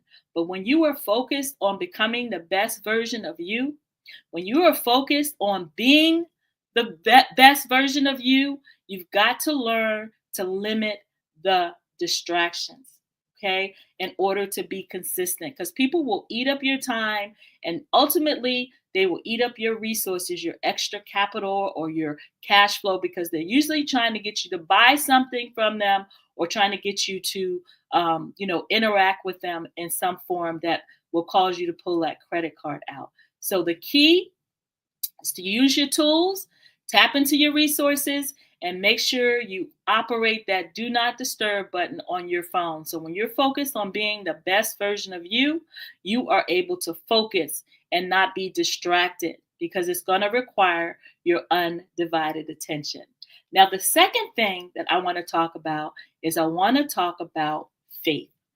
And I want to talk about the importance of believing, and this is what worked for me personally, that there is something greater than me in the works that is causing me to be here on this earth to share, to serve, to teach, to coach, to make these awesome, amazing products that we make in our business. We being me and my husband, Sweetheart Mitchell Collection, we have some amazing products. And when I realized through faith that there's something greater than us at stake here, something bigger, something that I was born with, right? To be able to share with the world, it totally transformed and changed my way of thinking and being. It gave me an opportunity to realize that I have a purpose. You have a purpose. There's a reason that you're here. There's a reason that you have the gifts that you have to share with this world. There are people that are waiting for those gifts that you have. They are waiting for you to step into sharing those gifts. And guess what? The gifts that you have, no one else has. They're yours. They're yours for you to share with the world. I had that aha moment when I started stepping into the creativity of making my products. And let me tell you what that looks like. So my business started with making candles. I had a gift that someone sent me, and I smelled this candle, and that candle smelled so amazing. I was like, oh my God, how I feel right now. I want to make others feel this way. I feel like this candle scent has gone to my soul. And I remember the scent today. It was a baby powder scented candle. And I had never smelled a baby powder scented candle before. What happened was it took me back to my childhood. It took me back to the feeling of feeling great as a baby when my mom used to put that good smelling baby powder on me. Okay. Hence, my journey began of creativity, where I got in that kitchen and I started making. I said, I'm going to learn how to do this. And I started making candles. I started watching videos what I didn't realize at that time was what was already in me was sparked. And now I was building momentum. The gift of creativity was building momentum. I didn't know that I would be making fresh cold pressed juices and selling them to the community to help them to be healthier, which is a creative side of myself, making these recipes to help individuals with things like high blood pressure and high cholesterol and pre-diabetes and cancer. I didn't know that I would be making herbs and herbal blends to help individuals with tinctures and organic elderberry syrups to inspire people to be their healthy self from the inside out, all from initially starting to make a single candle that inspired and made me feel so good on the inside. What I realized over time was that I was a creative. I'm a creative. I create. It can look like a form of a candle. It could look like a juice. It could look like a big 16-ounce bottle of sea moss gel that'll help lower your blood pressure, right? It could look like a whipped shea butter. My creative juices had sparked and had taken off, right? And it was always in me. There was no degree that I needed. There was no doctrine I needed. I do have my PhD and it's in theology, but I didn't need that. It was already in me to be a creative, to help and to inspire the community. And what I'm saying to you is you already have your gift inside of you now, right now, in this moment. And if you don't know what that gift is, I would encourage you to get really still. I would encourage you to get really quiet. I would encourage you to listen, because there's something greater than you speaking to you to let you know what that gift is. Okay? And just like I found it, you can find it too. And just like I developed it, you can develop it too. It's a muscle and it's on the inside of you, okay? And all you have to do is start utilizing it and it'll get stronger and the momentum will get going and you'll be able to realize, ooh, something incredible is happening. You'll feel it. You'll feel the momentum and you'll be in your element. And it's going to take consistency for you to get there.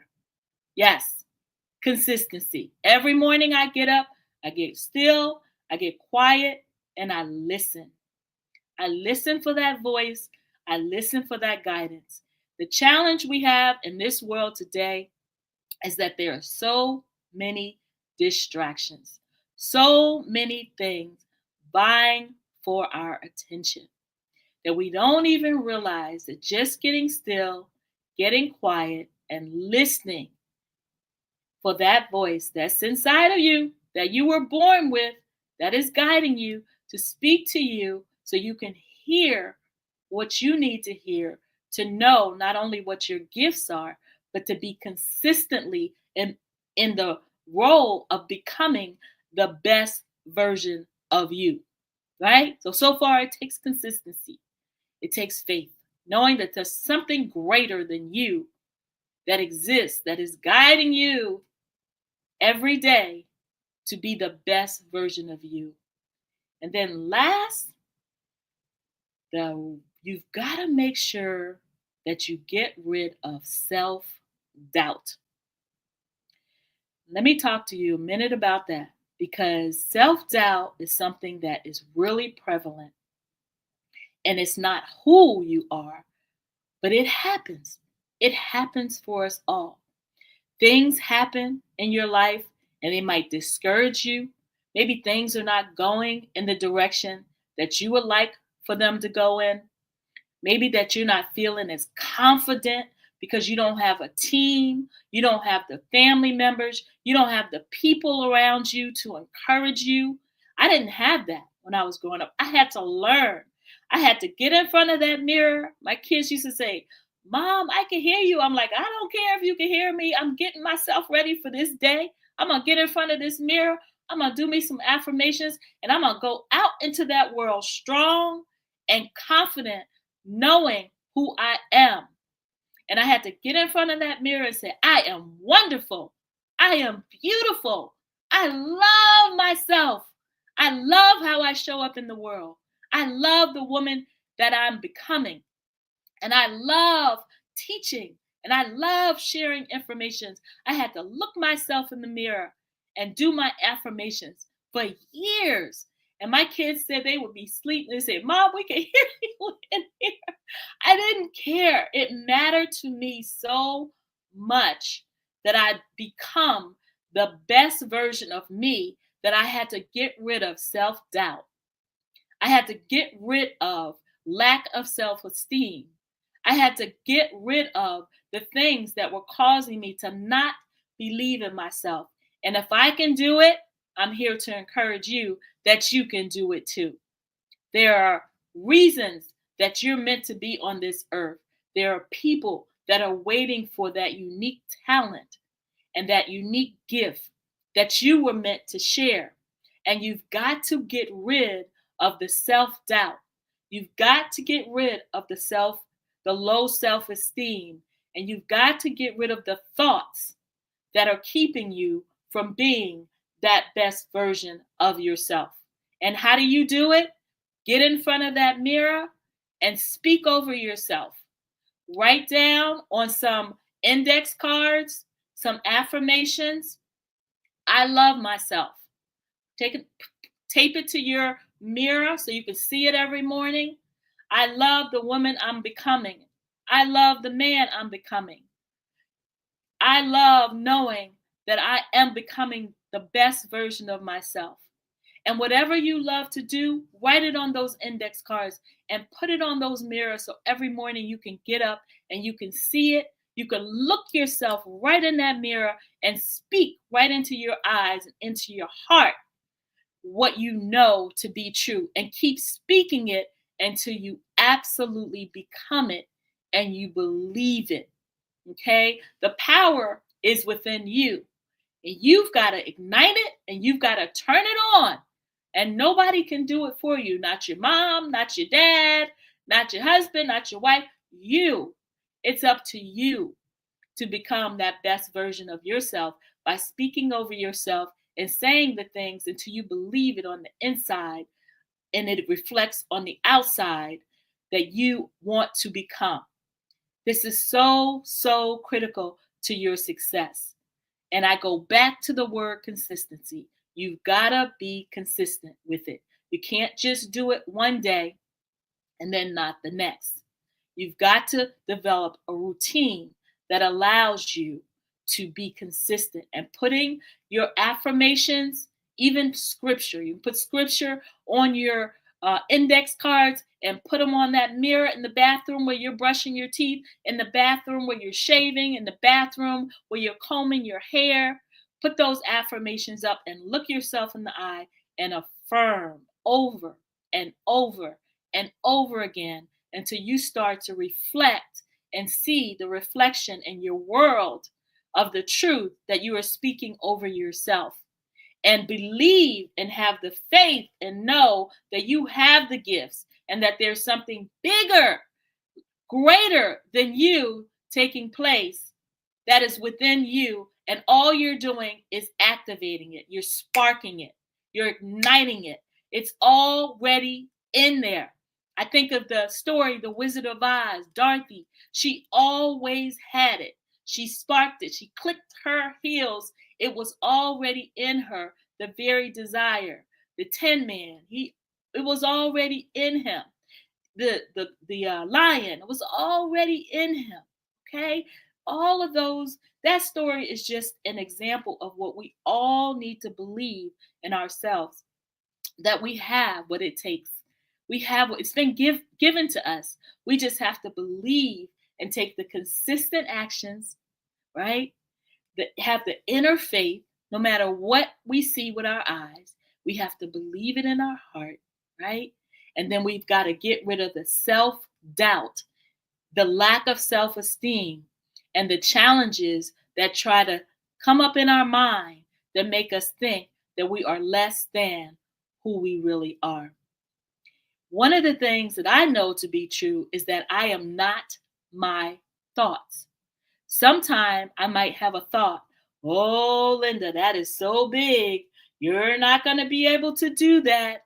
That is just too huge. How are you going to do that? How are you going to make that happen? Right? Oh, my goodness. Right? You can't do that. You don't have the resources. I am not my thoughts. You have to learn how to take those thoughts and you have to watch them float by and say, I choose to believe something bigger.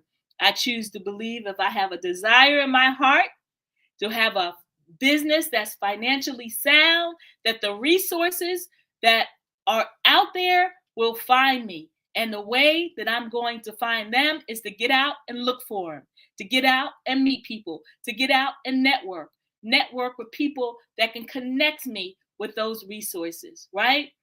And not allow those thoughts, even though sometimes the thoughts may bring fear, right? You have to learn to overcome those thoughts that cause you to be fearful, okay? And just, again, go back to the word Kaizen. Take small, incremental steps. This is why it's important for you to surround yourself around people that are doing things that are maybe just one level greater than what you're doing, or people that are successful, or people that you look up to. It could be your pastor at your church. It could be your first lady running the church. You see how phenomenal she is and how great she is at throwing events. And you see just her gifts. Just pulling her aside and say, First Lady, can I take you out to lunch? I just want to pick your brain. I've got some things that I'd like to do. And I just want to see, what you think about them. Or if you could give me some resources that I might be able to tap into. Most of us are going to church on Sunday. We're surrounded by people, right, in our community that are doing some things greater than we're doing. You have to find them wherever you are, whether it's someone at your job that you think is a great supervisor, somebody that is, really great at leadership. Take them out to lunch, to the restaurant of their choice. Buy them lunch and just have a conversation over a delicious meal. Ask them, how did you get to where you are today? They didn't start there. I'm sure at some point they were right where you are, with the lack of self-esteem or lack of a plan or lack of, a way to execute that plan. Maybe they can give you some tips, some information, some resources that can support you. This is another reason why it's important to have a mentor, right? Somebody that you don't put them on a pedestal because they're human, just like you're human, right? They're human just like you're human, but they may have some information, they may have some skills and some knowledge that can help, okay? So I want to share with you how you can reach me. Again, my name is Dr. Linda Mitchell, and it looks like my time is about up. Reach me on all the social media platforms. You can reach me on YouTube. You can reach me on Facebook, Instagram, LinkedIn. Just type in Sweetheart Mitchell Collection, and you'll be able to find me on all platforms across all social media. Well, thank you, Dr. Mitchell, for all the great information and guidelines, and again, trusting yourself and believing in yourself, etc. I think are good messages for everyone to hear and understand, no matter what phase or stage they're at. So, appreciate all of the info and the insight. And again, as we say, genius is common. I'll see you on the other side. Bye-bye. The Black Business Expo's mission is to raise funds for high school seniors going to college or for K through 12 entrepreneurs. The expo is a fundraiser for students, so you can go to the blackbusinessexpousa.com site. Again, that's www.blackbusinessexpousa.com to donate to the scholarship fund. You can also use the Cash App platform, and it should be rolling through on your screen right now. That account number is $BBX USA. Again, $BBX USA. Our goal is to give laptops and up to $5,000 to 10 students. So if you're a student, you can register at that same website online at www.blackbusinessexpousa.com. Remember, every dollar counts. So please remind yourself, write it down a note, to donate to the scholarship fund. We'd also like to thank our Black Business Expo USA sponsors for this month. Those include NC 100, Suede Soul, Carolina, Virginia Minority Supplier Development Council, Step Management, Margie McLean Foundation, Inc., Genius is Common, RTV, the Executive Women Success Institute, the Quality Coaching Company, Superwoman Business Services, Creative Force Studios, Lee Entertainment, Black Business Olympics, Artistic App Design, and the Black Business Expo USA. So remember, genius is common, and I'll see you on the other side.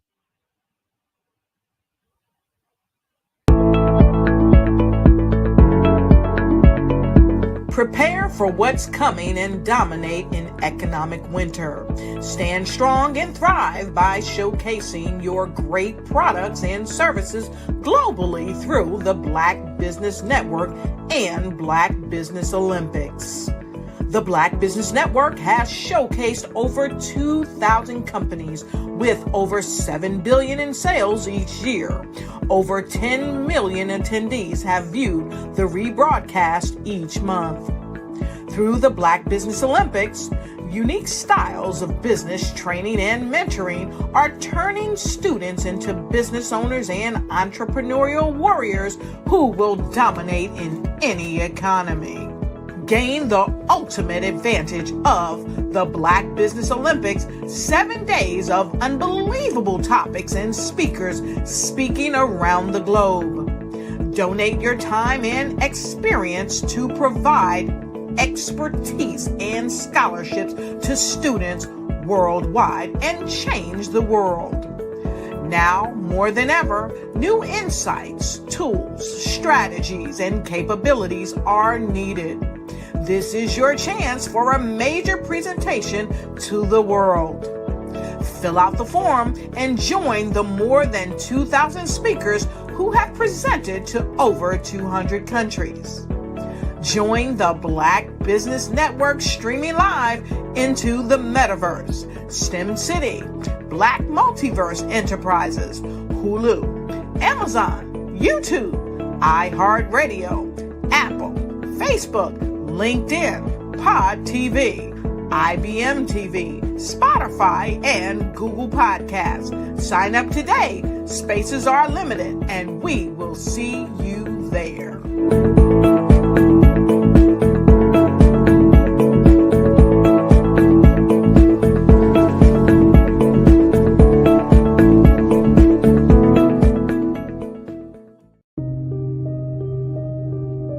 The Black Business Expo is changing my life. This year, they are giving away laptops and even $5,000 in cash to students just like me. I'm Alexis, and I want to go to college to fulfill my dream of becoming an entrepreneur. Help the Black Business Expo going to www.blackbusinessexpousa.com and also becoming a vendor, a sponsor, or donating.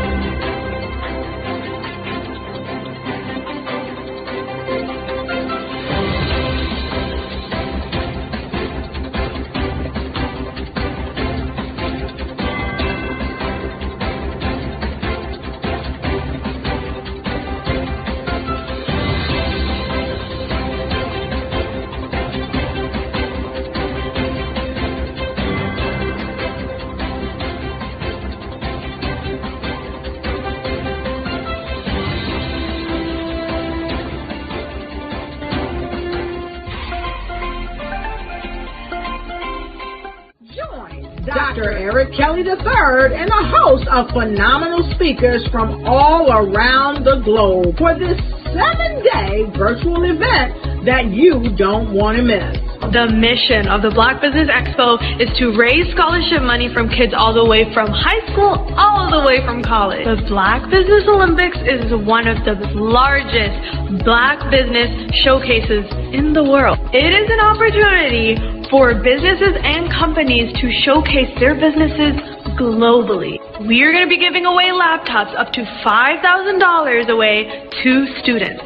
Again, I'm Olivia Appleberry, the founder of 2 Cents Finance and one of the speakers for the expo. I am so excited to see you there. For more info, go to www.blackbusinessexpousa.com or call 919-308-9090 and hope to see you there. I am Black Business. From the moment I wake until the time I sleep. Yes, I am Black Business. I am Black Business. Tell me, are you Black Business? I am Black Business. Do you support Black businesses? Listen, I support Black business because I am Black Business. Black Business Expo, one of the largest business showcases in the history of Black business in the world. The world!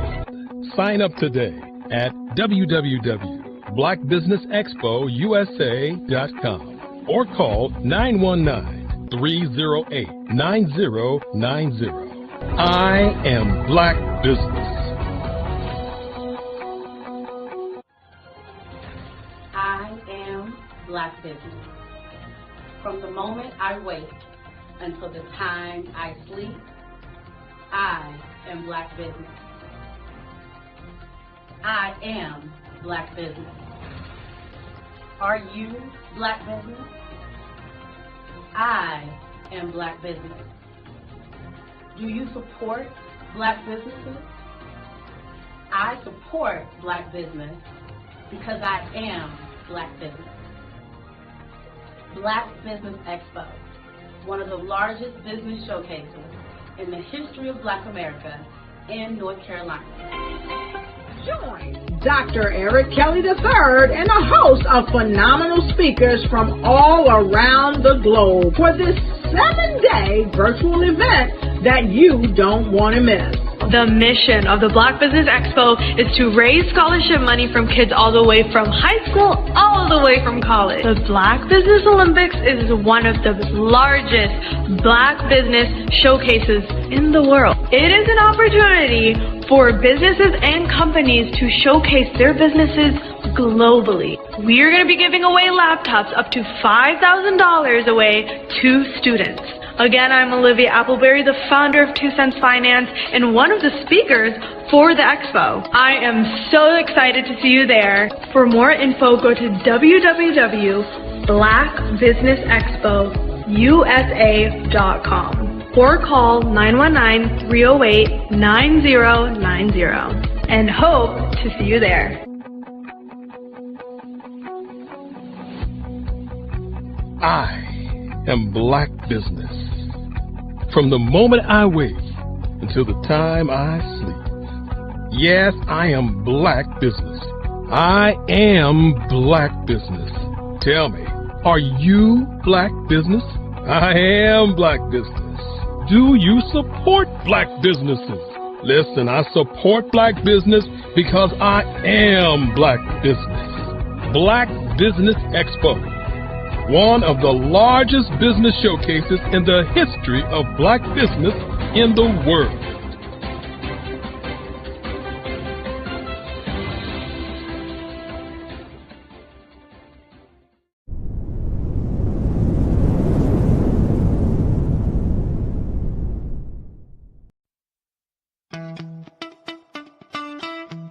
How many times have you been asked to help someone you didn't even know? A student, a business entrepreneur? Or did you ever even ask, where did they end up? That business, that friend, that entrepreneur. Well, just maybe they ended up in a gang, bankrupt, homeless, or worse, dead. Maybe they turned to crime, drugs, and alcohol. Did you ever wonder Did you destroy their dream, or was your life always so easy? At the Black Business Olympics, we started a movement to help students complete. Give them hope and foster success. Help them to leave their dreams of providing laptops, computers, and up to $5,000 in scholarship funds. Today, we ask you to help a student, a business owner, or an entrepreneur to realize their dream by sponsoring them, supporting them, and buying from them. Consider this. With $1.6 trillion in our Black community, we only ask for a small donation for our students, our businesses, and our entrepreneurs.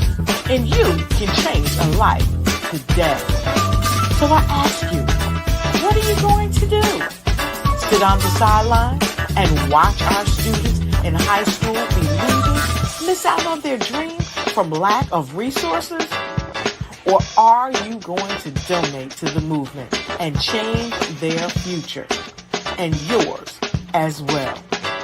Give us a call today at 919-308-9090. Change their life by investing with action to the Black Business Olympic Fund. The Black Business Olympics, one of the largest business showcases of Black business in the history of the world.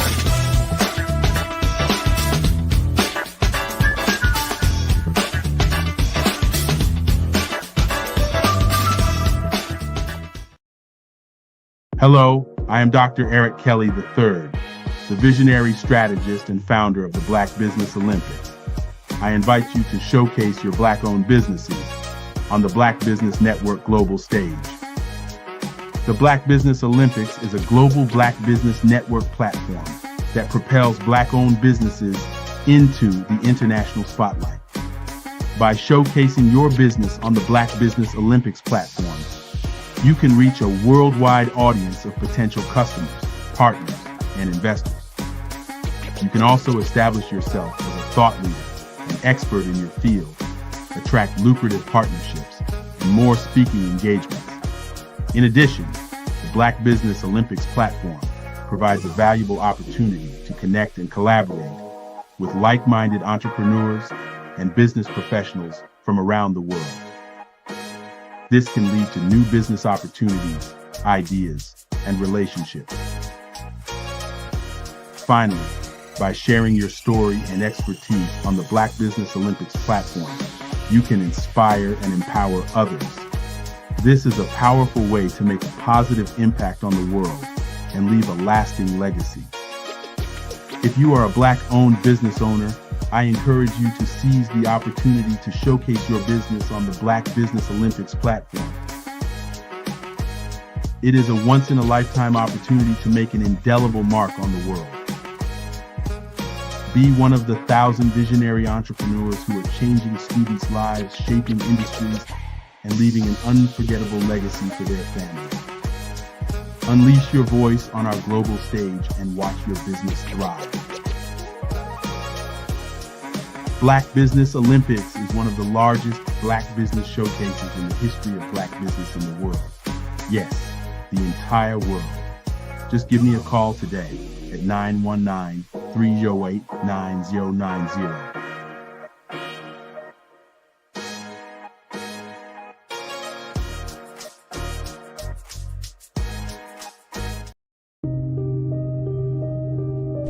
The Black Business Expo is changing my life.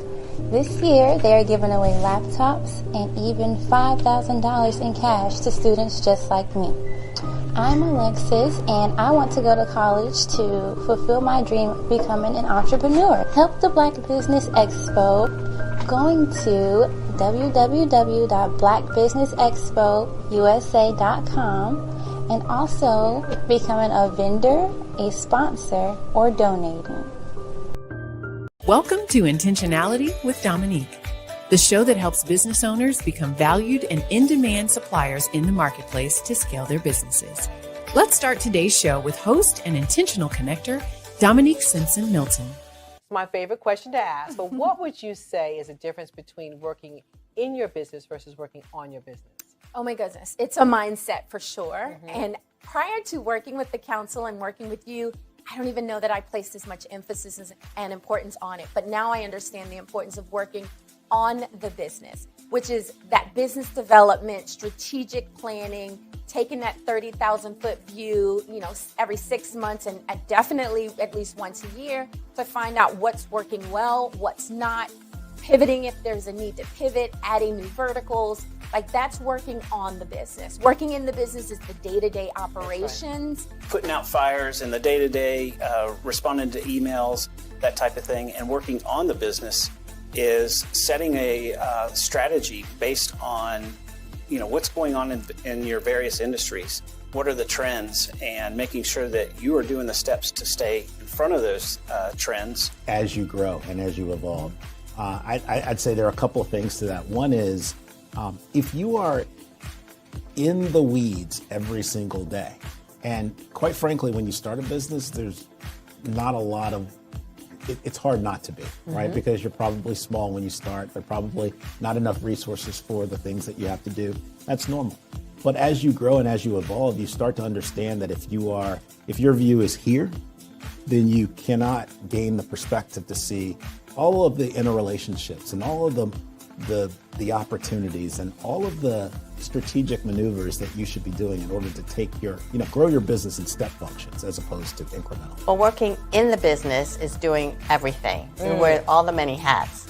Working on the business is finding out what hat you like and then being able to put in processes, systems, people that will help complement your skills. Chasing the dollars, trying to make sure payroll is done.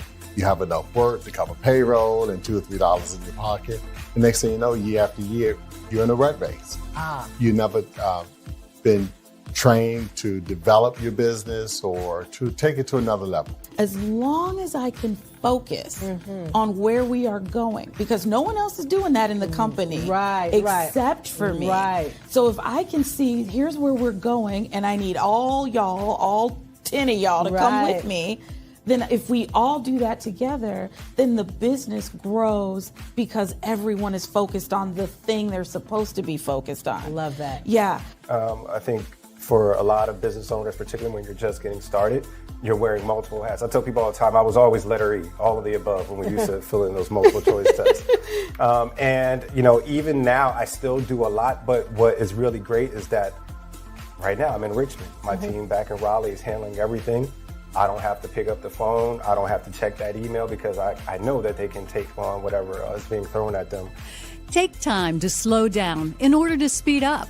Invest in CVM SDC developmental programs each year to grow your business. Working in equals maintaining. Working on equals growth. Visit cvmsdc.org for more information on our development programs. Email us at info@cvmsdc.org. I am from Washington, D.C., but I was raised in Durham, North Carolina. I came to Durham when I was about 5 or 6, and then I traveled back and forth to D.C. because it's where my people are from. One of the unique things about my family is my mother, she's also an artist. She does quilting. And she does a lot of artistic things. And then my son, he draws with both hands, his right hand and his left hand, like I do. So that's kind of a family trait. And then my other son, he's a videographer, and my daughter, she works, she's a regional vice president for Sunglasses. When you start out drawing and sketching, you want to continue to explore, each avenue. I do pastels, I do pen and ink, I do painting. I do acrylics. I haven't done oils yet, but I try to do all facets of art. What I say to a lot of times to people is, you can't put yourself in a box when you're an artist. You have to explore. And over the course of my life, I've tried to explore different mediums. I also do sculpture as well. I choose my subjects by the intensity that they have in their faces or the intensity that somebody is moving, because I do more than portrait. portrait drawings. I also do I do abstract, and then I do figurative drawing also. Well, what happened in this particular show is that I started out trying to come up with something that would be a little bit different than what everybody else is doing. So I was working on a Barack Obama show, and they wanted me to do some paintings of Barack. And so what I did was, because of the deadlines, I kind of did it kind of fast. And then I realized when I was doing it fast, I enjoyed it. And so then I started doing other pieces the same way, and I started to enjoy those pieces also. And so I came up with this particular style, and it's a style of lines and colors. And what's interesting is that when I was in college, I did a show called Lines, Colors, and I talked about the boldness of the blacks, the hotness of the whites, and this is how this has come about, later on in my life. And the colors comes from a lot of the entertainers that I work with, where they wear different colors. They don't wear, your plain reds or your whites. They wear different colors, and so that's also another piece of what's giving me the colors. The subtitle of this show is Faces That Speak Life. That's real critical. Faces that speak life. Each one of these pieces is a life source and a life energy that's being put on display for people that are looking at them. I always say in terms of my art, it's not important that I draw them. It's important what you get out of what I draw. I don't try to just draw it because you like it. People wanted me to do prints. I didn't do prints. People asked me to do different people, but the people that I choose are people that make a difference in the lives of people in the world. So the human landscape idea was, again, as I say, the lines represent your emotions, it represents your ideas, and it represents your journey as a human being. And that's why you get the different pieces and the different looks. And as you notice, I try not to do one look that looks alike another look. And that's what's the most important part of this show.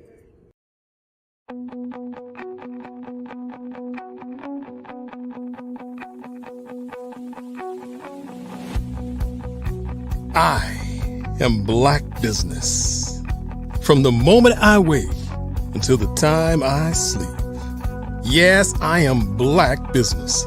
I am Black Business. Tell me, are you Black Business? I am Black Business. Do you support Black businesses? Listen, I support Black business because I am Black Business. Black Business Expo, one of the largest business showcases in the history of Black business in the world. The world! Sign up today at www.blackbusinessexpousa.com or call 919-308-9090.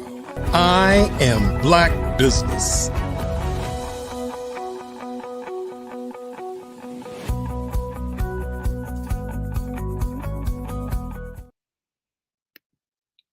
Good day, business owners, entrepreneurs, thought leaders, and corporations. Welcome to the Black Business Network. My name is Dr. Linda Mitchell, and I am your business moderator for this edition of the Black Business Network. The Black Business Network is a 24-hour business network showcasing Black businesses, business owners, entrepreneurs, and thought leaders worldwide. We have speakers from North Carolina, London, Singapore, Africa, Japan, and cities all over the United States. The Black Business Network is a global community sharing its business knowledge to empower, inspire, and educate businesses about business. We will have Melanie Perry next. She's our next speaker. Let me tell you a little bit about her. Melanie D. Perry is a certified financial planner with over 2 decades of experience dedicated to helping individuals create sustainable wealth through informed financial decisions. She founded Zillionaire Enterprises to promote financial literacy, primarily among women and children, making complex concepts easy to understand. Recognized by national organizations like the NAACP, Melanie empowers women entrepreneurs with effective strategies. She is an author of 2 influential books. One is all about the Benjamins, love that title, and Jonathan and Geneva, focusing on wealth building principles. Her mission is to inspire others to overcome financial challenges and transform their lives, proving that everyone has the potential to build wealth and and make a positive impact on society. I present to you Melanie Perry. Dr. Mitchell, that was a great introduction. Thank you so very much. And it's always a pleasure and a space of gratitude that I'm in to be here. You're very welcome. And remember, genius is common, and I will see you on the other side. Indeed. Well, as always, I have a delightful message to share with everyone that is listening. And I have a question for you, or a perspective, another perspective to share. What if you operate in the space of knowing that you win? Whatever challenges you're facing presently, knowing that in the end, you win, you succeed. That's a whole different paradigm to move forward in the growth and development of your business, your enterprise, to create legacies for your family, than allowing present circumstances to allow you to let fear come into your space. So when we're faced with challenges, whether it's globally, nationally, within our household, within ourselves, it's important to always defer back to reset to the reality and the foundational understanding that I win, you win, we win. So with that as the foundation of the conversation today, what I want to help us begin to expand into, which along our wealth journey, we're going to steadily stay on the path of expanding into the next best version of ourselves, which means that we have to apply some basic financial wealth principles. And these are the zillionaire wealth principles that I'm going to share with you today. So Zillionaire Enterprises, as Dr. Mitchell had expressed, is my financial literacy company. I'm a certified financial planner where I do full-on financial planning for clients. And at Zillionaire Enterprises, I created the organization to help people understand the basics. Because it doesn't matter how much money you make, it doesn't matter how skillful you are in bringing in the money. If you don't have an effective strategy, a clear process as to be able to manage it, you're going to forever be in that cycle and in that wheel of constantly having to generate it, constantly having to create it. And while we are co-creators on our wealth journey, there is a space and a time where you want to be in that position to say, well, I want to pull back and mentor someone else, or to sell the business, or to just be the consultant or fully the CEO without having to be a part of the hustle and bustle component of your business of bringing in the revenue, but you have strategically positioned your personal wealth and your business in a way where it's a fine-tuned, oiled machine, right? So a part of that goes back to the basic fundamentals. Now, I talk about this all the time, and I think his name was John Wooden. Lord have mercy, to get me talking about sports is a long shot, but I think he was the coach, UCLA, USC, something like that. And one of his basic practices for his, not his students, but folks he was coaching, the young men he was coaching, was to go through the basics at every single practice. Now, these young men were skilled in all different kind of jump shots and hoops and whatever you call that stuff. But in every practice, he went through the basic fundamentals. So as we move into this season, this critical season of purposeful spending, we want to do it strategically across the board. So as we are going through the cleaning, detoxing, I'll say, just cleaning up our eating habits, right? That means that we're going to have to change our lifestyle in a way that aligns with wanting to eat better. Because when we're eating better, we feel better. When we feel better, we think better. When we think better, we can incorporate and maintain habits that will allow more abundance and more wealth to come into our lives, to be able to enhance ourselves as well as to improve people around us, right? People that we care about most. Now, that requires not only a change in habits, but it also requires a change in how we're spending our money, right?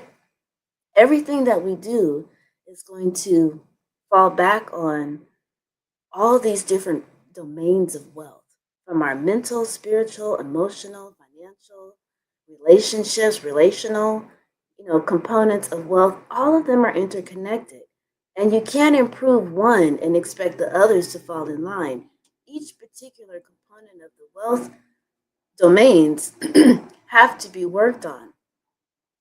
So, with my expertise focusing on the finances, what I encourage people to do is to really think about why they want to improve their health.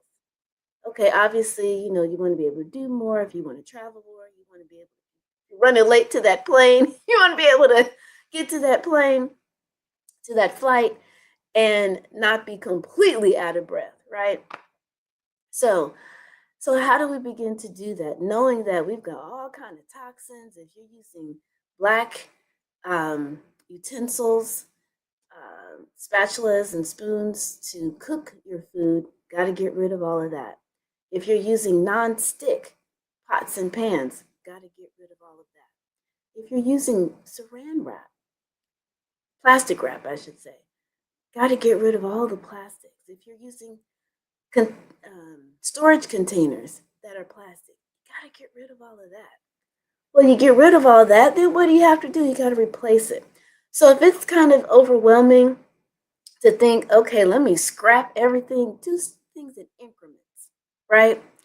And of course, find things on sale. That's obvious. But the reality of once you become aware of all of these kitchen utensils and kitchen items are toxic, it's like, oh man, that might be $1,000 or $2,000 of monies I have to get together to now replace all of that. And then when you replace it, when you're getting rid of it, you want to get rid of it in a way that's going to be eco-friendly. So finding the locations to properly dispose of those toxic items is also, an important piece as well.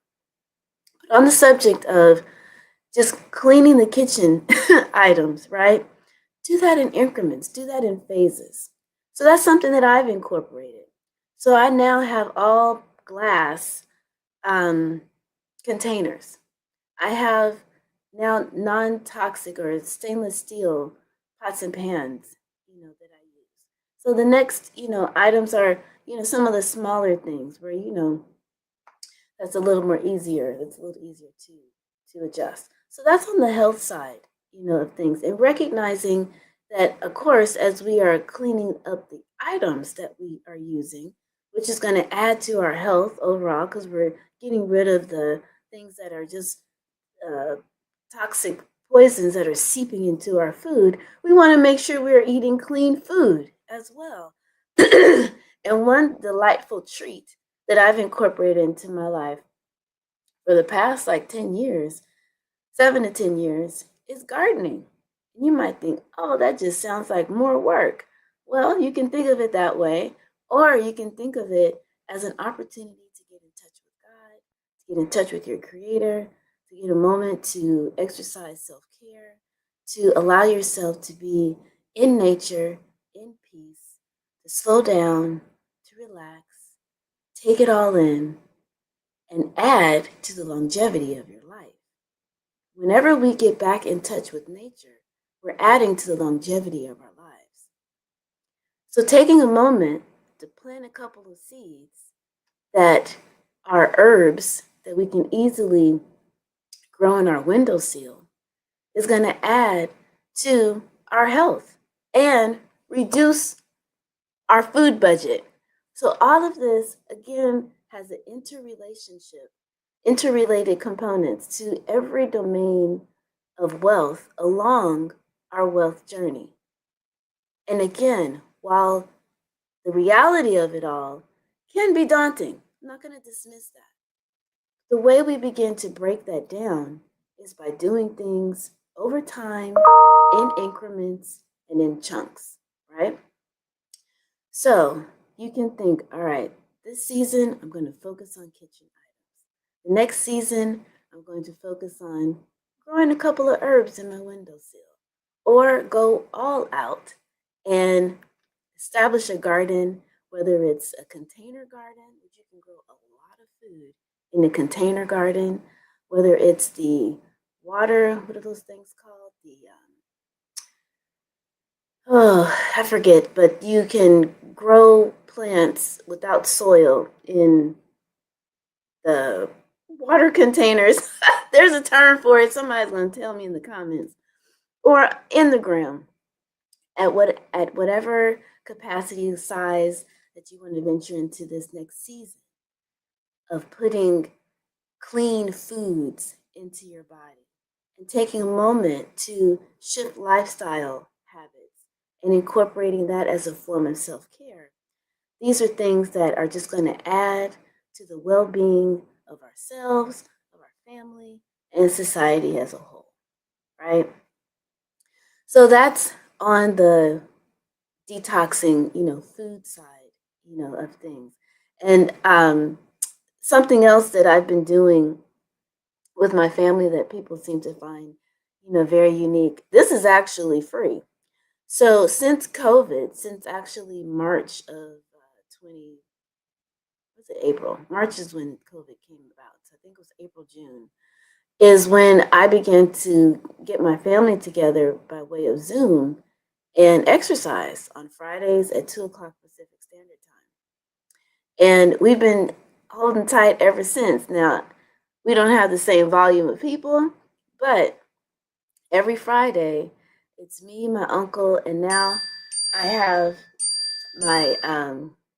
my good friend's mother, and then one of my mother's friends, church friends, joining us. And so it's between 3 to 4, maybe 5 of us that get on Zoom, and we exercise. And so these are seniors in my family, and so I lead senior exercises, sitting, standing, get the heart pumping, balancing, being able to stretch and keep our limbs limber and focusing on hip mobility and all that good stuff. And so that's just something that I've incorporated for my health because it gives me peace of mind to know that, one, I can check in with my family. 2, that I'm adding value by encouraging them to exercise because we all need accountability, right? We all need someone in our lives to be like, yeah, you know what, I said I was going to start walking on a daily basis, but it would be nice to have a buddy, something my mom does with one of her friends is they call each other Tuesdays and Thursdays and they yip yap as they walk on the phone. So whatever you need to do, make it happen because it doesn't matter how much money you have. If you're hooked up to test tubes, if you can't, walk but 2 feet without being out of breath, right? So while money is important, it's a part of one of the wealth domains. You want to be able to focus on all of the domains and put an emphasis on one at each time, but at all times establish routines and habits in these various wealth domains and expand to the next level. Because we do have routines in various areas, but again, we're in a unique season. And in this unique season of essentially decolonization, there are forward-thinking actions that we have to begin to incorporate now, so that as each one of us implements strategies that enhance and expand the next best version of ourselves, we're a part of improving the collective whole. So we have to stay vigilant. We have to stay purposeful in each and every action that we do. And again, on the onset, I understand it can be daunting. It can be overwhelming. And that typically puts us in a state of being stuck. So we can't afford to be stuck. We have to look at the longer term objective, the longer term goal, which is what the Black Business Network, the Black Business Olympics is all about, and stay steady on the path, despite the challenges that occur and the frustrations that will happen. Take a deep breath, recognize the frustration, and charge ahead, because that is what is going to affect the change, right? The consistency. No matter how big, no matter how small, it's the consistency that ultimately allows us the capacity to win now and in the end, and be able to leave that legacy for multiple generations to come. So,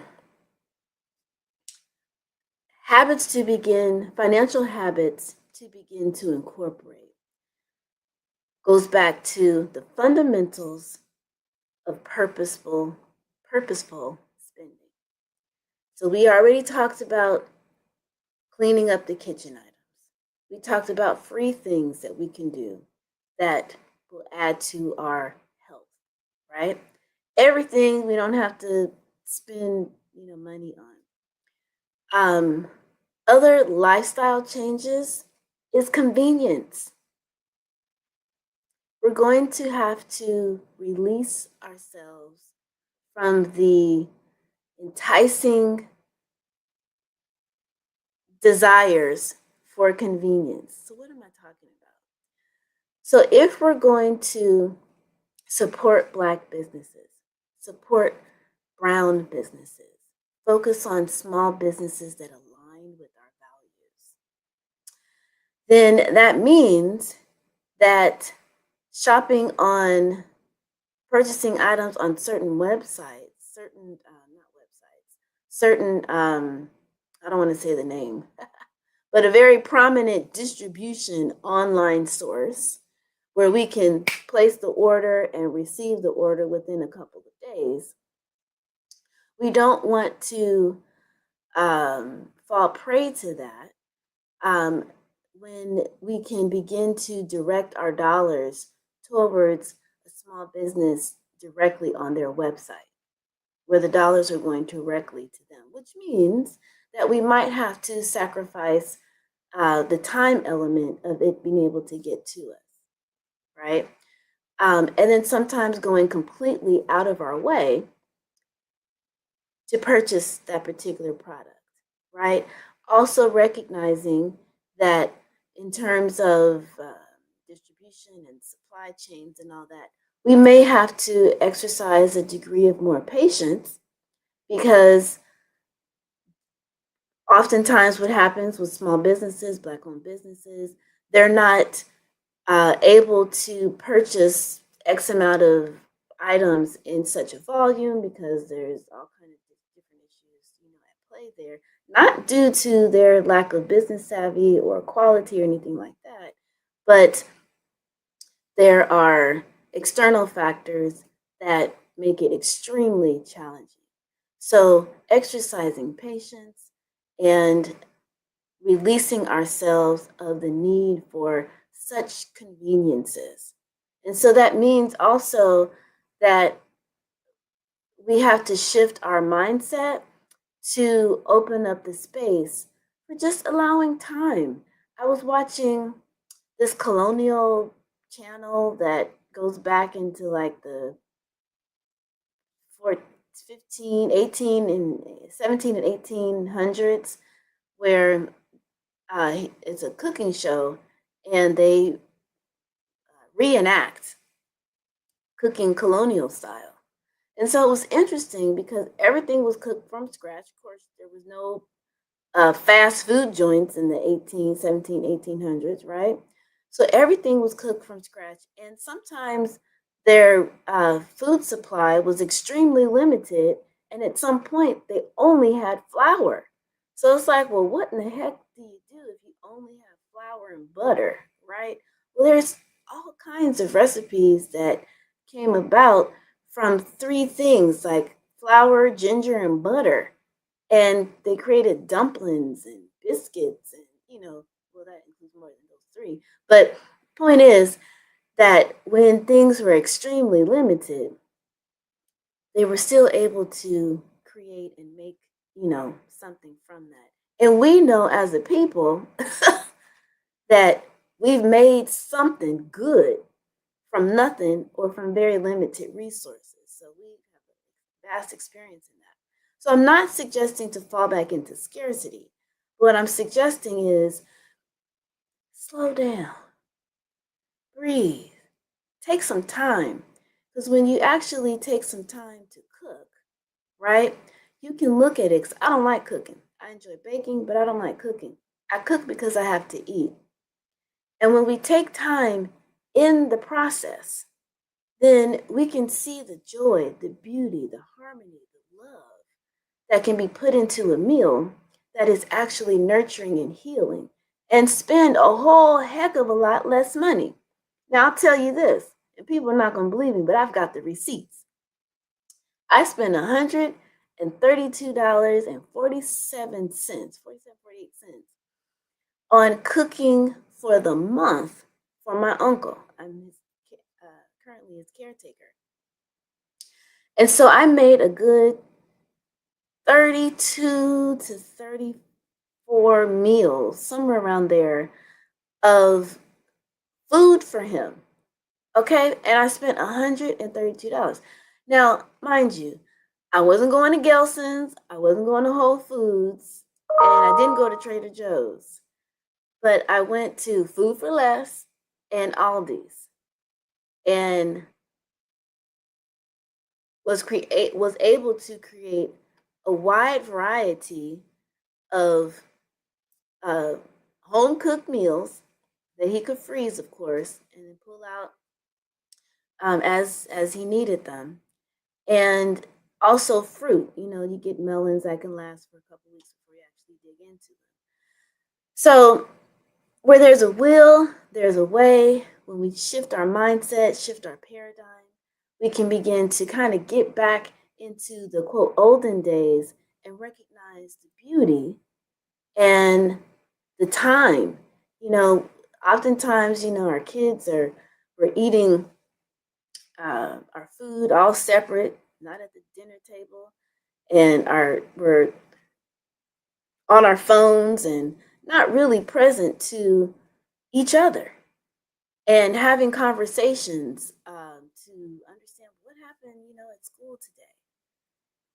Getting back to those quote olden times, which gives the children a moment to be able to hear about mom and dad's life experiences or childhood, or just be able to exchange and be able to look into people's eyes and recognize and maintain or learn listening skills, something that I see that's lacking. So all of these are aspects of wealth, right? And I was started off by talking about spending 135 some odd dollars, where it's not just fruits and vegetables either. So I incorporated flesh. And I say that purposely because I'm plant-based 5 days out of the week. And, I eat chicken and fish and all that stuff on the weekend, and French fries and all that, like Friday and Saturday. But by my uncle not wanting to align with a regimented diet like that, so I fixed chicken and turkey and fish, shellfish, other kind of sea creatures, I guess you could say, shrimp and all that. So he has meat, or poultry and fish. So you can do it. And I tell people all the time, if that's too extreme, then purposely eat out, right? So a client of mine, she just knew I was going to tell her, you need to brown bag it if you're trying to save money, and all this. And as I was listening to her lifestyle, it became very evident she's not going to cook. She's not going to just all of a sudden overnight 180-degree shift and start cooking when that was in her habit. That wasn't her lifestyle growing up as a kid. She said her mother ate out all the time, or they ate out all the time. And as an adult, working from how she lived as a child. So I said, okay, so then she was mentioning leftovers. I said, so then why don't you purposefully find restaurants where they're going to give you a ton of food you can't eat, and when you when you bring home the leftovers, then put them in a Tupperware container, put them in a glass container where it will be easy for her to just reach into the fridge and then skip on out to work, without thinking, oh, I got to do all this preparation. Oh, forget it. I'm going to eat out. Well, you eat out for lunch. That's $10, $12, $15 every single day. So at the end of the day, she expressed that she was changing her lifestyle by eating out. But as soon as she got home, she would put the leftovers in a container for her to easily take the next day for work. And then she would also purchase, she would make her breakfast. So that's what she did commit to. That she'd make her breakfast and then purposely out. So at the end of the day, over the course of a month, she was able to save nearly $400 a month just by putting her leftovers in a container, food container. And of course, using it, eating it the next day. That's significant. So, for mothers out there who are thinking, yeah, I know I need to not be rushed in the morning and zip on over to the closest fast food joint to feed my child, think of how you can begin to calmly, peacefully adjust your timing to better prepare to have meals prepped for the month, so you can reach into the freezer the night before, let it thaw in the refrigerator, and then boom, you say, okay, kids, as we are driving to the school, boom, you can eat this, right? Now, that's a completely different, pace to begin to incorporate, but that's something that you can do. Depending on the age of your children, it's going to take some time, make things even longer, but you can incorporate them into the cooking process. So that's time with mom, time with family. It's helping them understand where food comes from, and it allows for a level of development in them to recognize, okay, yeah, fast food isn't the business, but eating food that I prepared with my own hands, right? That instills a sense of pride and really a level of accomplishment. And it teaches them patience. So when children understand time, patience, processes, they actually become better stewards of their finances, because they're not looking for such a short-term reward. They begin to understand that value, receiving the reward, is a process, and there's time that needs to elapse for that.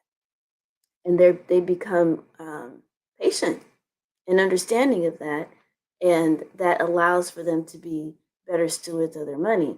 And they can begin to understand these principles as early as 3 years old. Yeah. So, and they're watching you. They're watching you whether you think they're watching you or not. Because I teach children. I teach children how money works. I teach them in summer sessions, which I'm now reminding myself I need to reach out to some of these schools to be a part of some of their summer camps. But by me sharing these types of principles to the children, they're now having conversations with their parents, of which their parents have been sharing these same principles. But you know, with kids, if they hear it from somebody else, all of a sudden they hear it and it makes sense. But this is how, as parents that incorporate various workshops and camps like that for their kids, this is how we work in tandem and help our young people begin to realize, let's get off of this and start doing some things that stimulate our mind and begin to incorporate and understand these, how everything begins to fit in and work, right? And it takes a village. It takes a village to raise a child, and it takes a village to maintain an adult. And one thing I love to share and to remind us of is that as we are moving along in our wealth journey, and we're expanding to the next best version of ourselves, and we're understanding that winning the wealth game, and I'm speaking about all domains of wealth, mentally, physically, emotionally, spiritually, financially, that it requires consistency, patience, and the underlining certainty that everything always works well for me and works well for you. So in the Yoruba culture, they understand and believe that adulthood starts at the age of 40. So I'm about 8 years into that. And understanding that adulthood starts at the age of 40 starts to make a lot of sense. As a financial advisor, the trend I began to see over these past now 25 years is that people really began to stand up straight and recognize, oh, shucks, I'm 40 years old. I need to really start. I'm about 20, 25 years away from retirement age. I really need to pay attention and focus. And when you understand and realize that I forget, that's not the mental cortex, but a certain part of the brain doesn't even fully develop until you're 25 years old. And think about the decisions that you made in your 20s. Not everybody was mature. Most people are not mature 20-year-olds, right? So you made some silly decisions then. You weren't really sure of yourself. You're questioning all that stuff. By the time you're 30, you're kind of like, okay, I got a little more grasp and understanding. When you start entering 40, the roots start to extend a little deeper, right? When you're entering 50, those roots are beginning to get well established and seasoned. When you're in your 60s, 70s, and 80s, shoot, you are well affirmed.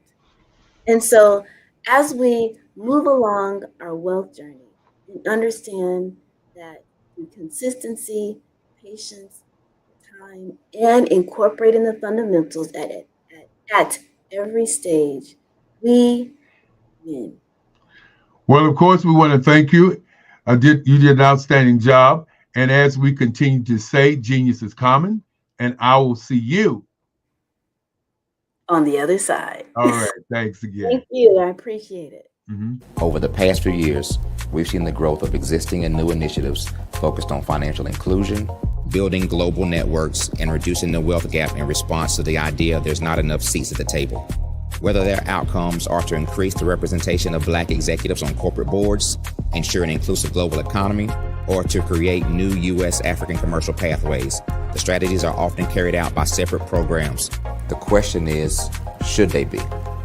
With the continent of Africa being home to more than half of the world's fastest growing economies, the youngest workforce, over 400 companies generating more than $1 billion annually, 700 generating more than $500 million annually that are poised for growth, and being the destination of nearly $5 billion in venture capital in 2021. diversifying U.S. and Africa commercial engagement by building bridges between African businesses and their U.S. diaspora should begin being seen as mutually beneficial. From helping to reduce Africa's enormous capital gap to catalyzing two-way trade opportunities, the COVID-19 global pandemic hopefully has taught us that global challenges and opportunities are more interconnected than we thought. During the pandemic, African companies like Unicorn Flutterwave, insurance provider Reliance Health, ride-hailing app Yasir, and 54Gene, the continent's first bank of DNA on people of African descent, proved that when African companies have access to networks, capital, and information, they grow big, grow fast, and create solutions that are valuable to the world. This is why Be Direct was created. We are the first U.S.-based but African-centric board preparedness and board search company designed to connect U.S. Black talent and corporations to African businesses. Unique and fundamental to Be Direct's success is our process of helping board candidates adapt their experience and networks to an African context before they're connected to high-growth companies that are looking to locally and globally scale. From our focus groups with African business execs and government leaders, we don't ignore the sentiment that business is easy, but people are hard. Having a pool of board candidates with hard-to-access networks and extensive experience across the business life cycle, including successfully raising capital, is table stakes for an initiative like this. So yes, we have that. But corporate or entrepreneurial success in the U.S. does not guarantee success in Africa. Developed alongside industry partners on the continent, our training program, Be Direct Prep, is designed to transpose their experience to create cultural comfort, understanding, and a commitment to helping businesses in Africa scale. Our board governance sessions are African, continental, and country-specific, integrated with cultural awareness and dexterity training, masterclasses led by African industry execs, and mentoring and coaching from African continental-based facilitators. But even more unique to Be Direct Prep, we cap off our training program with an immersion trip to help candidates that have not been to Africa before see and feel Africa's complexity and opportunity from African soil. We all know traditional network-based board placement has historically left a lot of us out of ever really being in the paid board pipeline. Our strategy supports the work of many great organizations that are successfully filling seats at U.S. board tables by creating more tables for those that are still left on the sideline. It's time to start seeing the role and value of U.S. Black talent and businesses on the continent of Africa differently. Old perceptions and habits limit economic inclusion. Let's transition Black talent and the African businesses they will support from the periphery of the global economy to its core. Living in a global lockdown, we all know now how fast local and global economies can change, and see the value of having businesses that hire, strengthen local value chains, and even grow globally.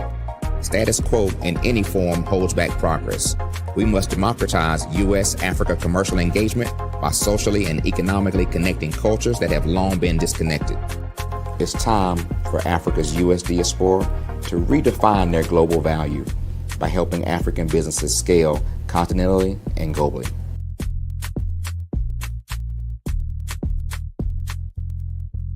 I'm Ramon Ray, founder of Smart Hustle Magazine and smallbiztechnology.com.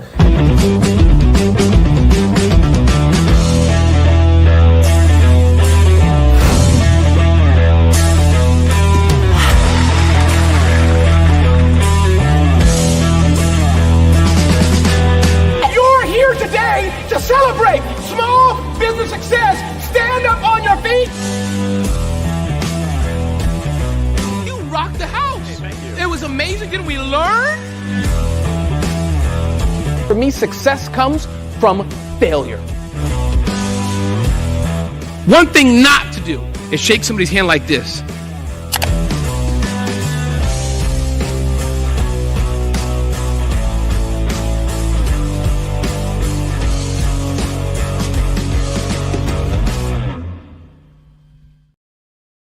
Phenomenal Tanya T. Wise, who is here from the great state of Maryland. Tanya, welcome and thank you for being with us today. Can you indulge our audience a little bit and tell them just a little bit more about who you are and what it is that you do? Well, I love being able to talk to people and have a magnetic attitude, being able to just show them. So I always like to say, level up is Coach at Tanya T. Wise here. So can you tell our audience, just give them a teaser about what your presentation will be about? So my philosophy is that we should all be living our dream life. So tomorrow I'm going to talk about how you start living your dream life. What are some of the things that you thought about in your childhood that you just kind of let go and dormant? Wow. And I want to reignite that and just give you some pointers and some tips, some tools, some strategies to be able to start living your best life now. And guess what, Wanda? And leave an inheritance for your legacy. Oh my goodness. Okay, I know that's resonating with a lot of people. I've heard that you have a dynamic coaching program. Can you tell us a little bit more about that? Absolutely.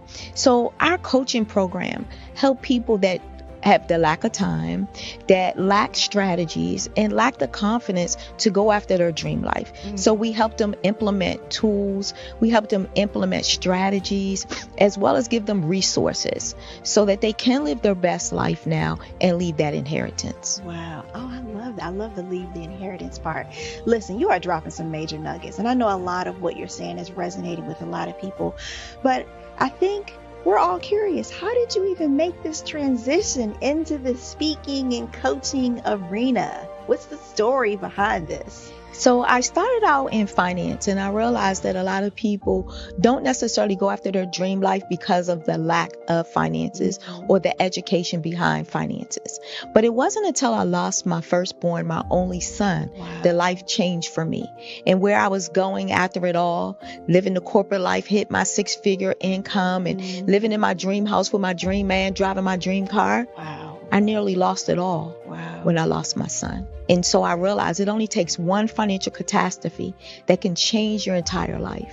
That's what made me start All New Beginnings. Because no matter what's going on in life, there's a new beginning. And because of that, we develop a program called Wise Minded. My little slogan is, don't just dream it, let's live it. If they want to connect with you or work with you, what is the best ways for them to be able to do that? Well, for my social media guru, you can connect with me on every single social media platform as Tanya T. Wise.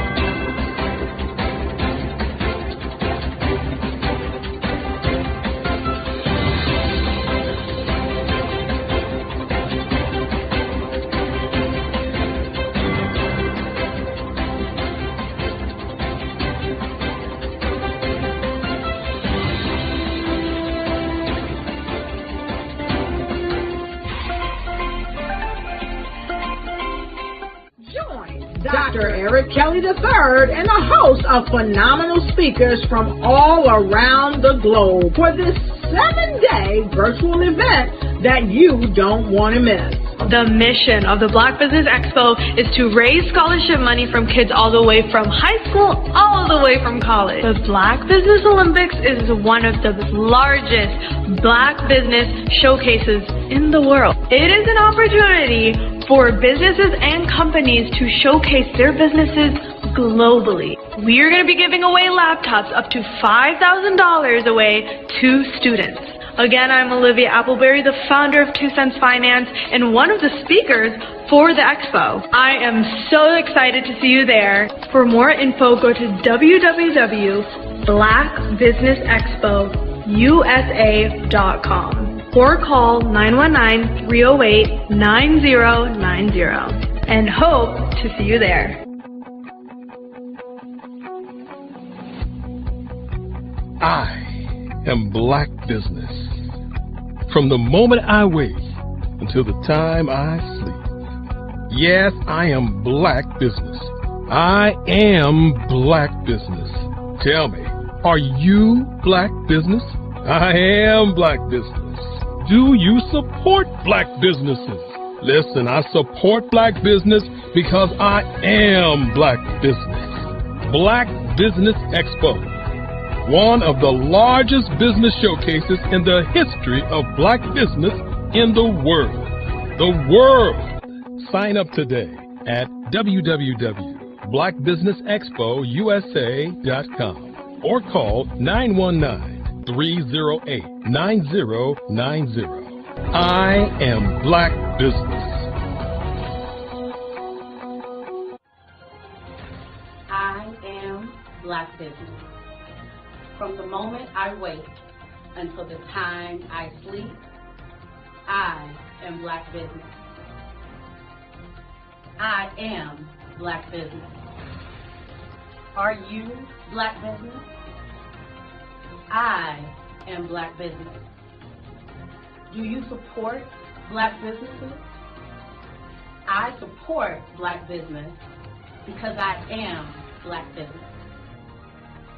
Black Business Expo, one of the largest business showcases in the history of Black America in North Carolina. Join Dr. Eric Kelly III and a host of phenomenal speakers from all around the globe for this 7-day virtual event that you don't want to miss.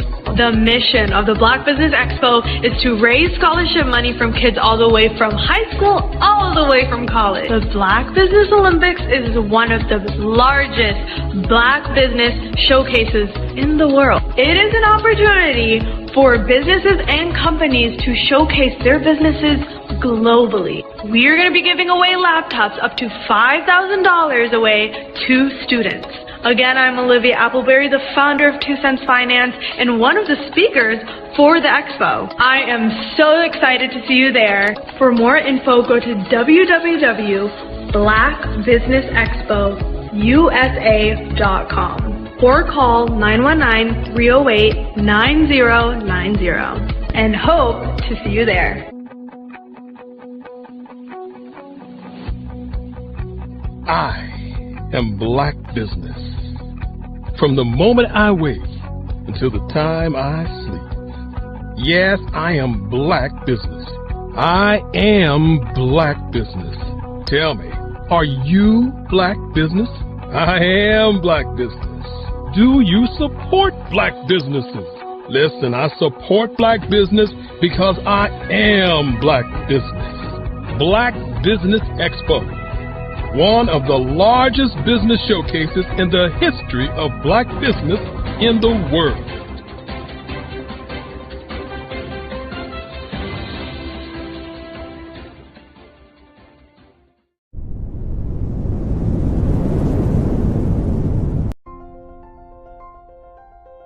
What if you could build your own city? A place where every child can find nurturing people to help them achieve their full potential. A place where every adult can access job training support, where health education is abundant, where social justice ruled the land. A place without limitations. Welcome. You have arrived at STEM City USA. It is what every city should be. A safe and trusted community where you find people and resources to help you become everything you are and beyond. STEM City is unlike anything you have ever experienced. It is a digital twin of the world around you, only better. STEM City is about energy and soul renewal. It is more than a digital world. You can almost feel the power of live cultural events, music, and theater. STEM City promises a better future for children with caring mentors and hands-on activities with dedicated tutors to support our youth. STEM City is your passport to a healthy lifestyle with weekly events addressing our community's many issues. STEM City is your financial well-being with helpful information on wealth management, career advancement, job training, and so much more. STEM City is the community you deserve. It is the city where your dreams can come true. STEM City USA, a place in the sky that is accessible to all who reach for the stars.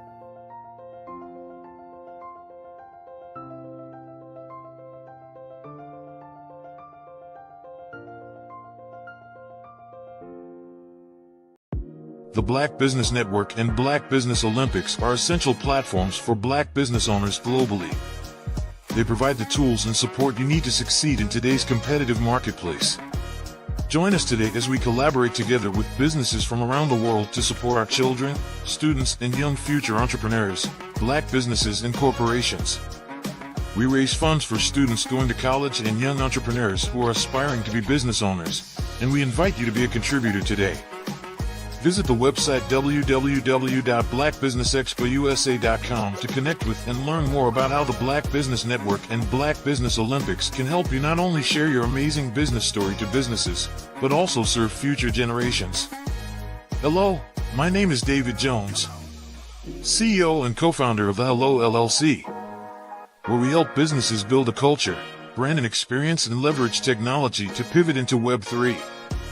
Join the Black Business Network streaming live into Roku, Metaverse, STEM City, Black Multiverse Enterprises, Hulu, YouTube, iHeartRadio, Apple, Facebook, LinkedIn, Spotify, Twitch, and Google Podcasts.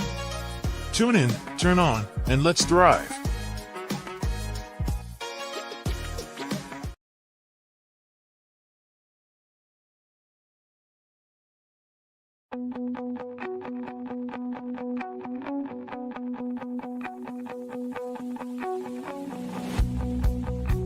I am Black Business. From the moment I wake until the time I sleep. Yes, I am Black Business. I am Black Business. Tell me, are you Black Business? I am Black Business. Do you support Black businesses? Listen, I support Black business because I am Black Business. Black Business Expo, one of the largest business showcases in the history of Black business in the world. The world! Sign up today at www.blackbusinessexpousa.com or call 919-308-9090. I am Black Business.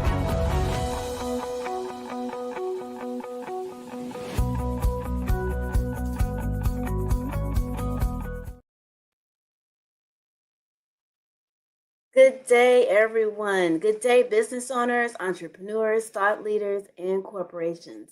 Welcome to the Black Business Network.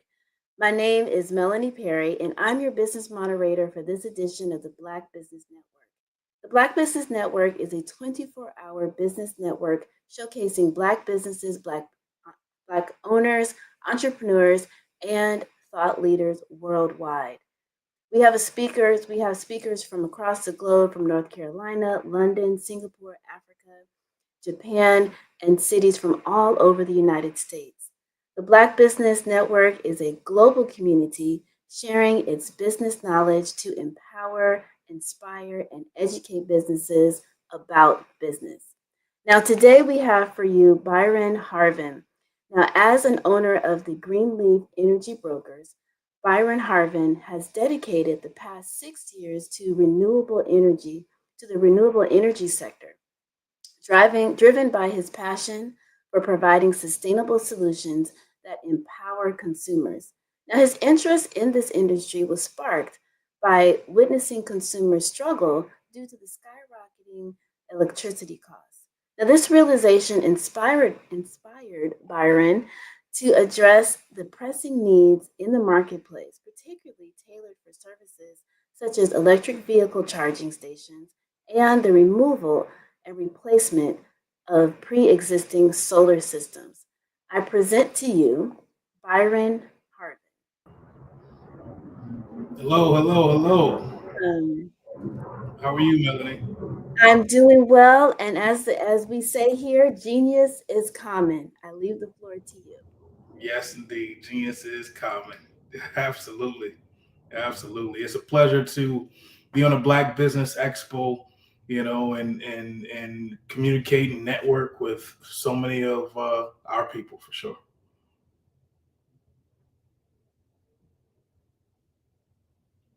Yes, indeed.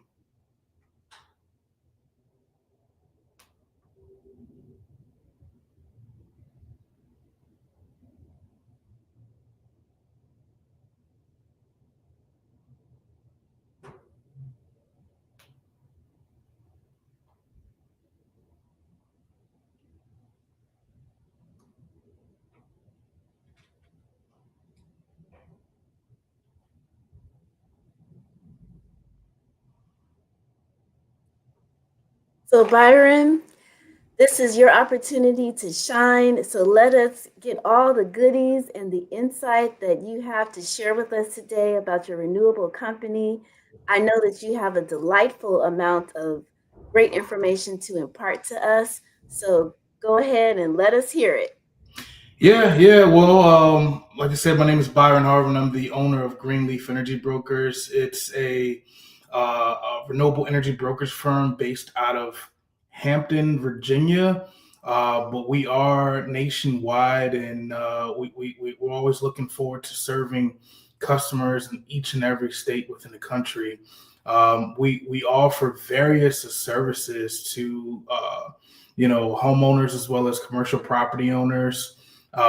Anything from removal and replacement of pre-existing solar systems, new solar systems in itself, all the way to the electric vehicle charging stations.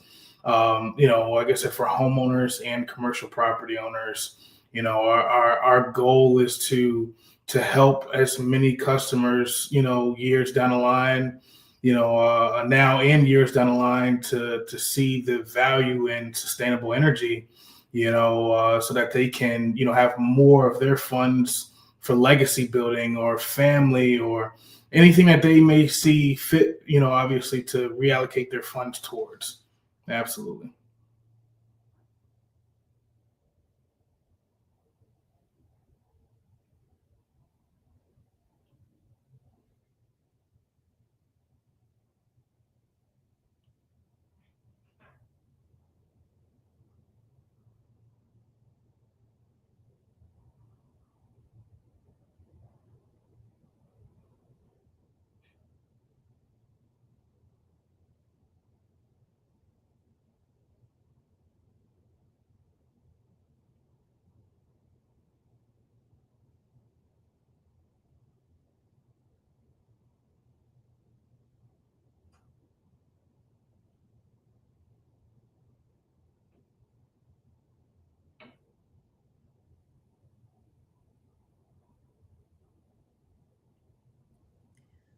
So Byron, something I noticed about your in your bio is that you have an interest in you had an interest in sustainable renewable resources, which is something that I thoroughly, am pleased about because I'm a tree hugger.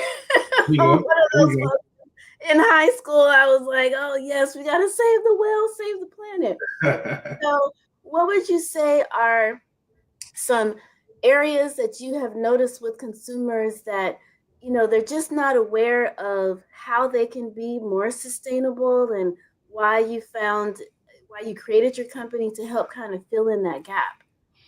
Well, I would say, speaking on the residential homeowner side of things, or even the commercial side, I mean, collectively as a whole, there are so many consumers that are being forced to spend more and more and more money, on the cost of electricity in itself, right?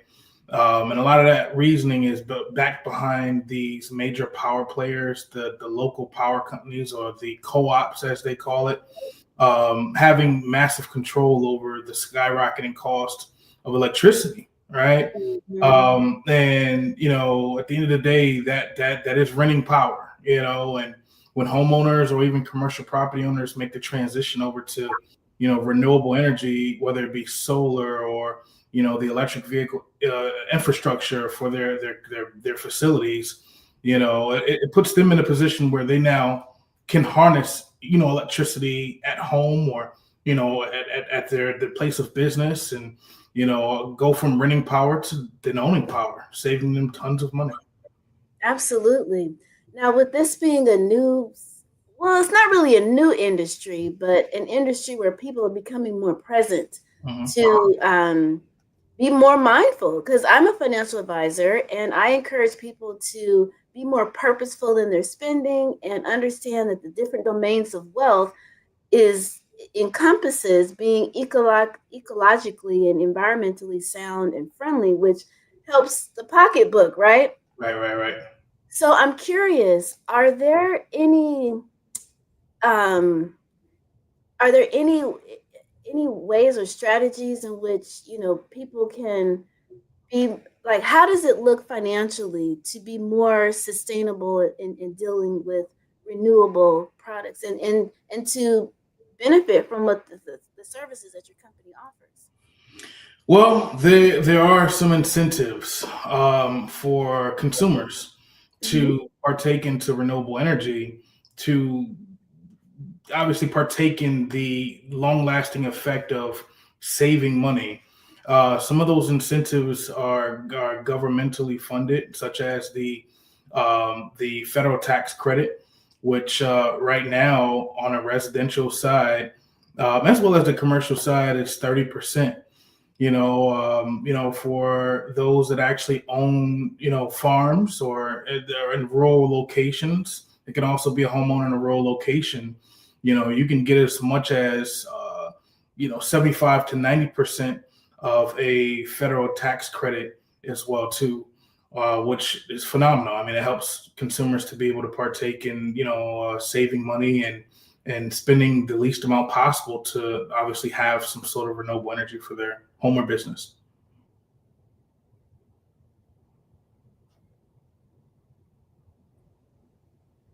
All right, so I'm coming back with more questions for you.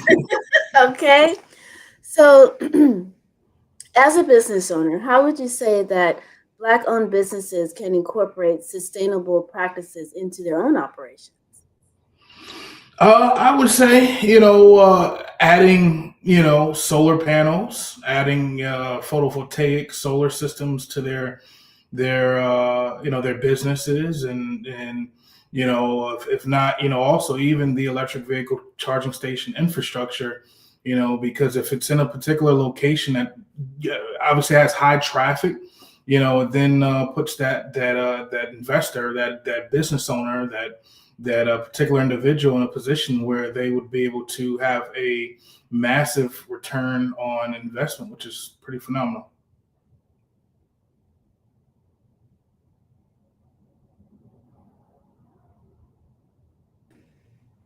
Okay, so how I heard the term photovoltaic. What did you say? Photovoltaic. What is that? So photovoltaic is a form of solar, right? Whereas you're able to pull, UV rays in from the natural sunlight, that exposure itself to then get transformed into energy for your home or place of business.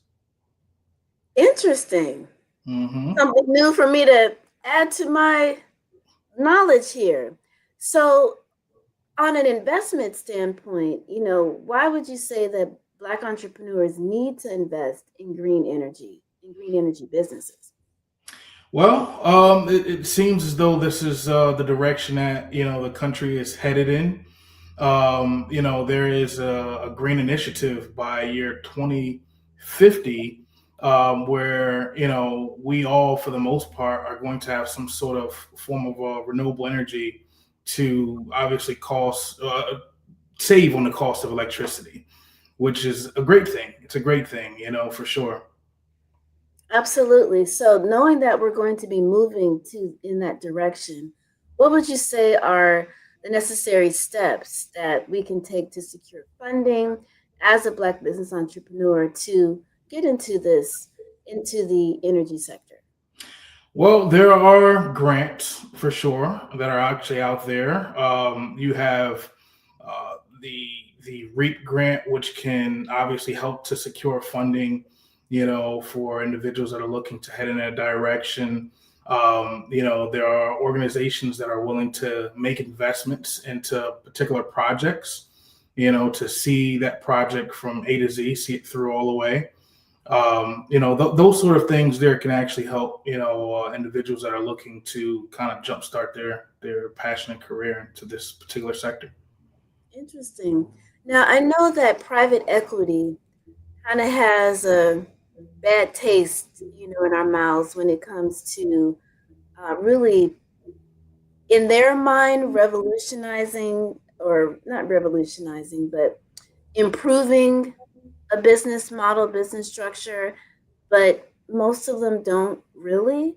So has private equity either created additional opportunities for your company, Greenleaf, to really help consumers have a clean way to improve so that it's not just a selfish venture, but it actually helps them and helps the whole? Like, how does private equity kind of affect your business and what you do? So I can't say that it has as of yet. However, I can foresee it taking place in the very near future for sure, where Mhm. private equity investors would definitely want to partake in the infrastructure of the EV charging stations, which are the electric vehicle charging stations for sure. Yeah. hmm Yeah, I'm in the industry, so Yeah. I see the good that private equity provides, and I see the bad that Right. it Right. provides. So we have to have that forward thinking, of course, to Right. be the positive player, Right. when it comes to private equity. Now, do you see that the renewable energy industry is opening more doors for Black business owners? I do see it for sure in certain pockets of the country. I actually have a pretty strong alliance with Black-owned businesses that are already knee-deep into the renewable energy space, especially in the Midwest and some of the southern states as well too. Okay. Now, do you see, I mean, you see more of us getting into it, but do you feel that it's requiring a lot more education? We kind of have to be pulled, or you're seeing a real open arms of like, yeah, let's get going.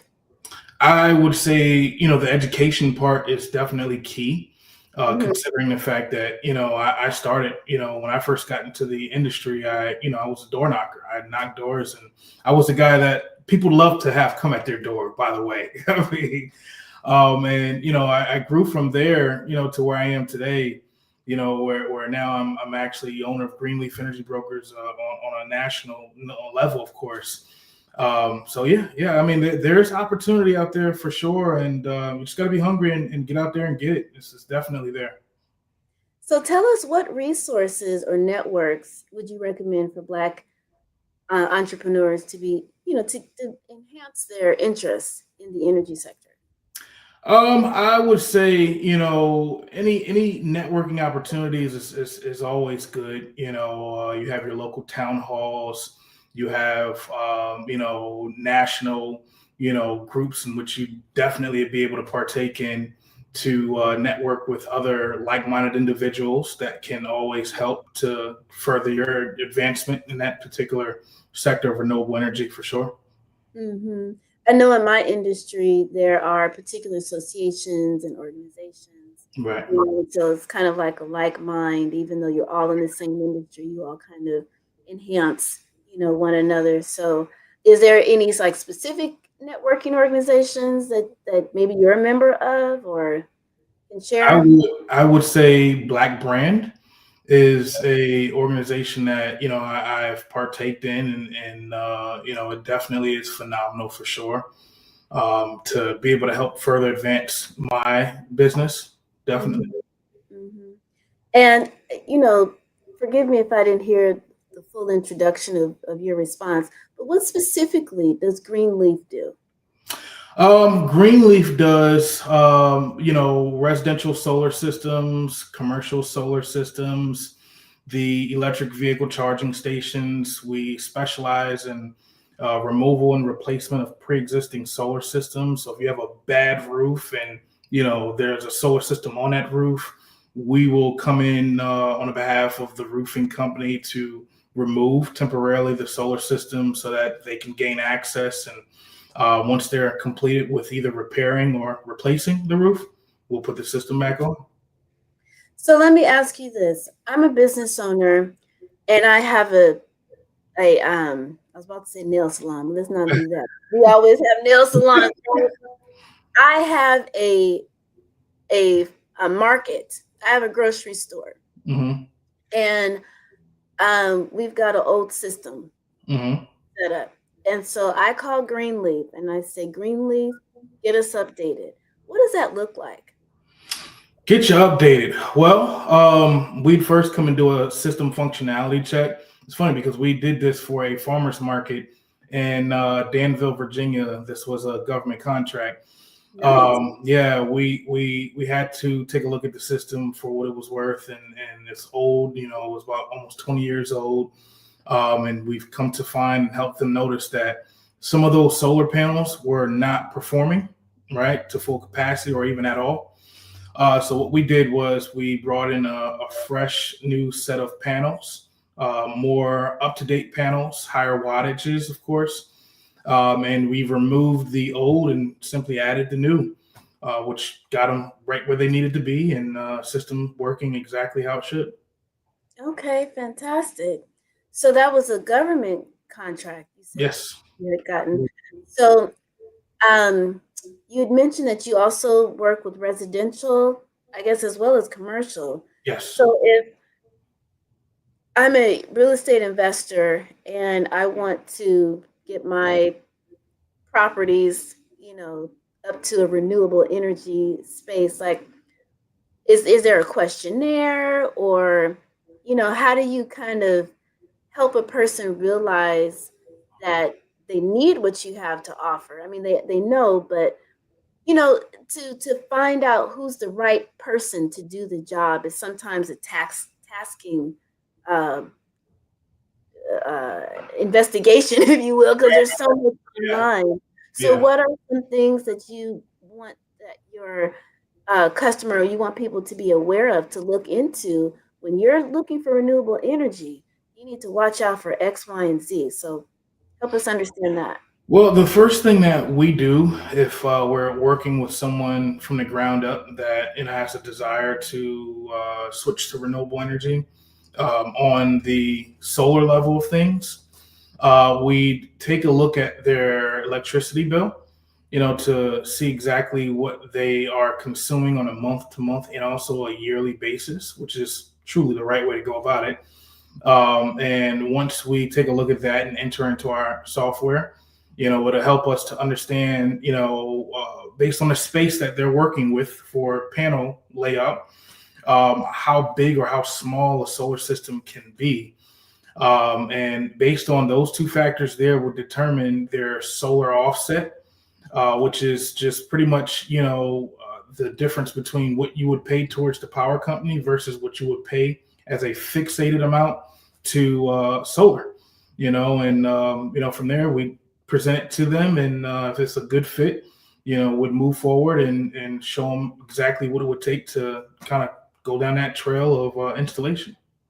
Okay, now I mentioned I'm a finance person. That's right. My next question and next thought is, whenever I have think about solar panels, I think about lowering my bill. Mm-hmm. So do you also have like an analysis Yes. of what that comparison could be? Absolutely. We'd show a really detailed analysis of what you're spending versus what you could be spending over time to help and lower the cost of your electricity bill. So it's also kind of a mindset of, you may have to spend a few $1,000s up front, but it'll lower the cost, will average out and ultimately benefit. Because I think also with solar panel, you can earn money. Yes, there are ways in which you can earn money, but just to backtrack a little bit, there is no out-of-pocket upfront cost, regardless of whether it's on a residential side or even a commercial side. If there's a company out there that's saying that you'd have to spend this X amount of dollars upfront out of pocket to get started, they are scamming. That is that's good to know. Right. That's the undeniable truth, right? But with that being said, yes, in some cases, depending on the amount of electricity that's being consumed prior to solar, you will spend a little bit up front more than you did with obviously renting power to the power company, to then have that long lasting effect of ownership, in the long haul, which obviously comes out to being a lot less money for sure. Mm-hmm. Yeah. So we always want to be purposeful with our spending, mindful of the environment that we're living in, as co-creators on this planet, and be mindful of being good stewards of this world too. Right. That's right. So, like, how can Black business owners begin to collaborate to make things more sustainable and have more access to renewable energies in their community? I would always say, by reaching out to one another and networking, positive networking can take you a long way. It's always worked for me and those that I surround myself with as well too in this sector, and it's a sure winner for sure. Absolutely. Networking is always the key. Right. That reminds me, I'm here in Los Angeles, and in Leimert, there's a organization that's growing food in their front yard, and then helping others understand, how to begin to grow food. And I would imagine that in your industry as a, renewable energy, just imagine the kind of clean energy, we can begin to have in our communities, and saving money, of course, Right. along the way. So is this something, is this kind of an industry that, I know in your bio you had expressed that, you began to saw a need with consumers and that kind of led you in. But, as I mentioned, in high school, I was a tree hugger. I was always participating in Save the Wells. Was this a space where, as a kid, you kind of, wanted to help the planet, or, tell us kind of what led you to this point in your life? Well, I was always curious. Renewable energy hasn't always been on the forefront.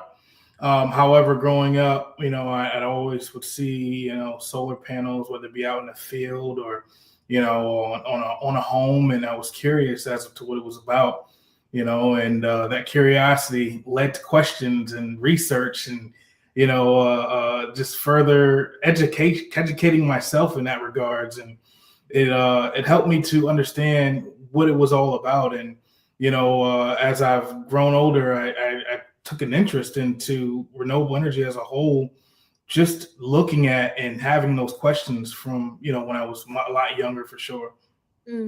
Absolutely. Now, we talked a little bit of how homeowners, can save money, with renewable energy solutions. What would you say is the most affordable green energy option for residents? I would say, if done right, if dealing with an honest company, obviously, it would Like be yours. yes, like ours, absolutely. It would be the residential solar systems. Okay. Yes, That would be the most optimal. it would be, Why would you say that?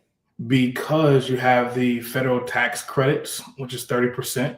Now we're talking. Yeah. I know you like to hear that, of course, in your industry. You have the federal tax credits. You also have the SREC, Solar Renewable Energy Certificates, which would, to answer your question from before, it actually helps you to receive compensation for having a solar system, which is initially you getting more money back, just for going green.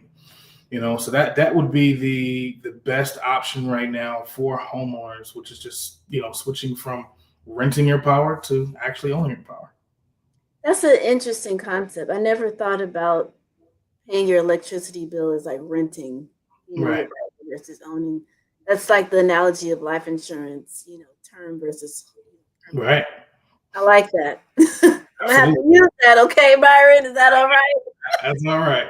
I'll be referring people your way with that one. Okay, so in terms of like the carbon footprint, how does Greenleaf Energy help homeowners to reduce their carbon footprint? Well, just by simply going green, you're putting yourself, period. I mean, it's putting yourself in a position where you would simply, stop participating into the fossil fuel, and you're producing with the natural sunlight, and obviously having that solar system puts you in that position to where, you're just going green and saving in that regards. Yeah. Going green is always the way, Right. always the way to go. Right. It's like reverting back to our indigenous roots. That's right. Which is where we should have been from the beginning, but that's another story. Right? So now, would you agree that, I mean, since this is the direction that we're going anyway, that having a renewable energy source would ultimately increase the value of your Yes, property, right? absolutely. Absolutely. Absolutely. I always tell homeowners anywhere from 3 to 4%, you'd actually see a slight increase in your actual residential property. Yeah. That could even be beneficial for Yes. investors, I should say. Yes. Getting them into a mindset of this isn't an extra cost, but we're moving in this direction. So if you're going to property, you need to call Greenleaf. That's right. And them help you enhance the value of this flip, right? That's it. Yes, indeed. Yes, indeed. Okay. So, are there other kind of like simple steps, a homeowner can take to be more energy efficient?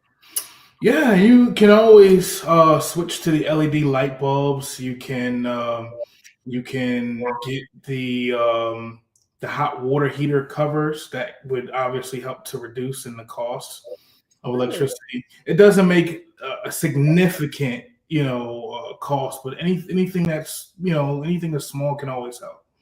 For sure. Absolutely. Now, on the commercial side of things, like what would you say are like the long-term benefits of green energy for commercial? The long-term benefits, oh gosh, you can always, I mean, the bigger the facility, the more you'll save. The more you spend, the more you can save with renewable energy at the same hand. But you can also look at it in the retrospect of the electric vehicle charging stations. If a commercial facility is in a prime location that, based on the Department of Transportation, doesn't matter what state it is, right? Or even country, I'd like to say, if you get more than enough of vehicles that have come through that location that are electric vehicles, it's only going to increase the return on investment year in and year out for the individual that actually owns those stations. Yeah, and now that you mentioned, the global aspect of things, and the Black Business Network is global, the U.S. is a little slow on the good foot when it comes to electric vehicles. I think all other countries are more up to speed on the EV, side of things. So in terms of like investment opportunity or, just improving green energy, period, I'm thinking of all these parking lots. Yes. That we have. And yes. So have you seen a kind of an influx, or do you see an opportunity where on a global scale, people can begin to say, okay, absolutely, get into that? What would you say for a person that wants to consider that on a global perspective? It's just always room for opportunity. And I say opportunity because anyone, whether in another country or here in the United States, that, obviously is looking for a sound investment, the electric vehicle charging stations would definitely be that, especially taking a look. I can't speak too much on other countries, but, here in the United States, taking a look at, where we're at with, the EV charging station infrastructure and also the electric vehicles as well too. There's a big problem in the United States where, there aren't that many electric vehicle charging stations for those that actually have electric vehicles to travel across the country. So to be a part of that solution, we're, planting more of those EV charging stations across the country. It's doing nothing but driving a positive solution for the automakers to increase, and then not just here in the U.S., but out the country as well too, to increase the the production of these vehicles to obviously get them back out there for sure. Absolutely. So I'm just hearing, opportunity, when it comes to that, because we're the infrastructure definitely Yes. has to be put in place for sure. So are there any specific renewable energy solutions that are more, favorable when you have commercial, properties? Not too much of a difference from residential to, commercial. I mean, the solar systems and the EV charging stations, are always great options for either of the two, most definitely. That's like the first fundamental Yes, step. absolutely. Get that excellent. So, like, how would you say that sustainability makes an impact, or how does sustainability impact uh, the demands in regards to tenants and the satisfaction for commercial real estate? Well, it fixates the cost of electricity as a whole, whereas instead of it being a roller coaster ride, one month it's X amount of dollars, and next month it's X amount of dollars. It can be a flat rate cost, which it makes it 10 times better for sure, knowing exactly what you're going to pay for electricity.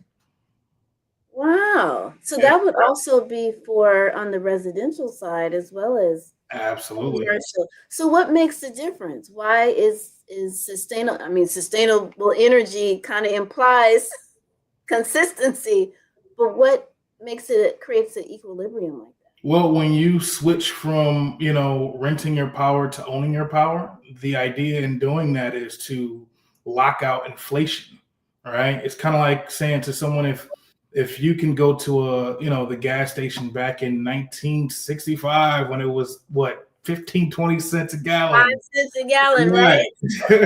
And lock out inflation, at that very time for this same year, for the next 20 years or 30 years or 40 years, would you do that? Most people would answer yes.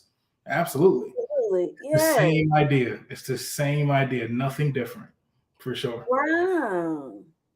Okay. So I've got to get on board here. Yes, indeed. Giving me all the reasons. Yes, I tell people all the time to shift to a space where we've got to make so many changes can be overwhelming, Yes. And so, to the next phase of being, conscientious spenders is to get on the path of sustainable energy. And so you have given us a lot of insight and awareness as to a motivating factor, 2025, a motivating factor in this time frame to, begin. Let this be your next task. Right. With that. So, are there any particular financing options available for commercial properties, looking to install renewable energy? Yes, there are. Absolutely. If there's a commercial property owner, interested in, installing solar systems or the electric vehicle charging stations, we do have some strong partnerships with positive lenders that are willing to take a look at the project and see how they can be as of assistance, for sure. Mm-hmm. Absolutely. So how can Greenleaf Energy support commercial developers looking for looking to create a eco-friendly properties? Well, for commercial developers, we can always, help those individuals in that space, in that sector, when it comes to pre-wiring their development, whether it be a huge residential development that's up and coming or even a commercial development. We can always assist, that developer, especially if they have a green initiative, a green mindset for their properties, pre-wire the property. That way, when it's time to obviously get their occupants in those particular, locations, they'd automatically have that setup ready and ready to go for sure. Absolutely. So considering, the world is progressing towards sustainability, renewable energy, being eco-friendly. Do you feel that given any political climate, that renewable energy and being eco-friendly would ever not come to pass? Do you like we're moving towards this direction, and do you feel any tension or I guess challenges that may threaten the progress of renewable energy? Personally, I don't feel that at all. Just, kind of taking a look at, Elon Musk, just use him for an example, him being the owner of Tesla, and having the electric vehicles and, all these other projects he's working on that's kind of centered around, not all of them are, but some of them are, the renewable energy aspect. I don't really see, too much of a disruption taking place. Not to mention there has been, obviously bills passed and, certain decisions that have already been made in regards to renewable energy is already in motion, forward motion.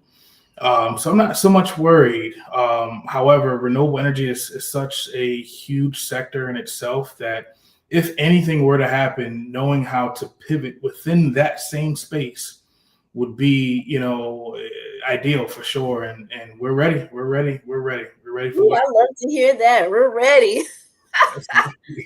Fantastic. Because that's one of the, challenges is, the phrase of stay ready so you don't have to get ready. Right.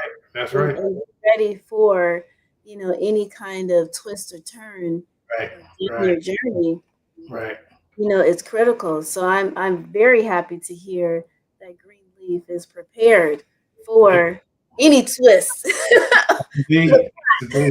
Yes, indeed. That may. So as we come to a conclusion in our discussion today, is there anything that you want to add to make sure people know who you are, where you are, how to get in contact with you? Any parting tips? Yes, absolutely. Absolutely. You can always find Greenleaf Energy Brokers on greenleafenergybrokers.com. Our email address is info@greenleafenergybrokers.com. And we're our goal is to turn over a new leaf in renewable energy any and everywhere.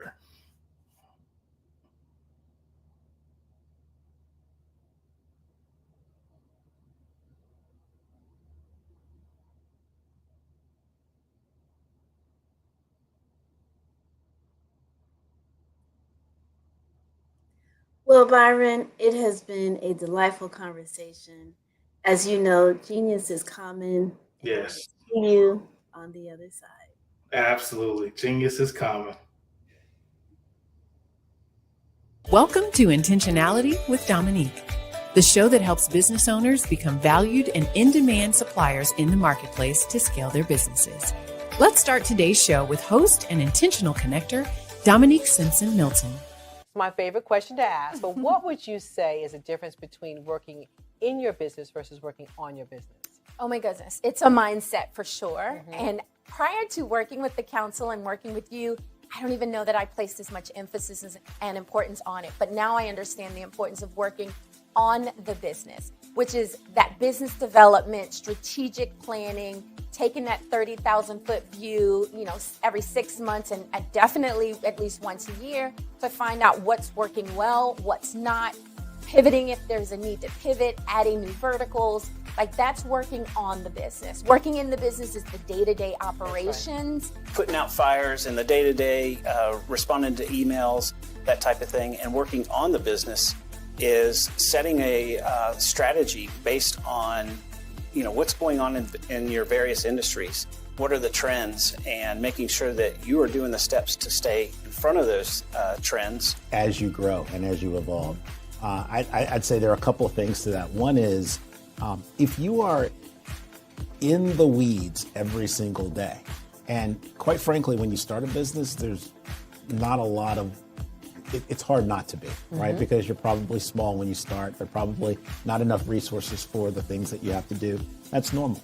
But as you grow and as you evolve, you start to understand that if your view is here, then you cannot gain the perspective to see all of the interrelationships and all of the opportunities and all of the strategic maneuvers that you should be doing in order to take grow your business in step functions as opposed to incremental. Well, working in the business is doing everything. You wear all the many hats. Working on the business is finding out what hat you like and then being able to put in processes, systems, people that will help complement your skills. Chasing the dollars, trying to make sure payroll is done. You have enough work to cover payroll and $2 or $3 in your pocket. The next thing you know, year after year, you're in a rat race. You never been trained to develop your business or to take it to another level. As long as I can focus on where we are going, because no one else is doing that in the company, except for me. So if I can see, here's where we're going, and I need all 10 of y'all to come with me, then if we all do that together, then the business grows because everyone is focused on the thing they're supposed to be focused on. Love that. Yeah. I think for a lot of business owners, particularly when you're just getting started, you're wearing multiple hats. I tell people all the time, I was always letter E, all of the above, when we used to fill in those multiple choice tests. And even now I still do a lot, but what is really great is that right now I'm in Richmond. My team back in Raleigh is handling everything. I don't have to pick up the phone. I don't have to check that email because I know that they can take on whatever is being thrown at them. Take time to slow down in order to speed up. Invest in CVM SDC developmental programs each year to grow your business. Working in equals maintaining. Working on equals growth. Visit cvmsdc.org for more information on our development programs. Email us at info@cvmsdc.org. Artist to me is a creative expression of something from nothing. It explodes onto the canvas, or it explodes on in my work. One of the things that I try to do more than anything is I try to just give the lines and the movements and emotions and expressions into what I do.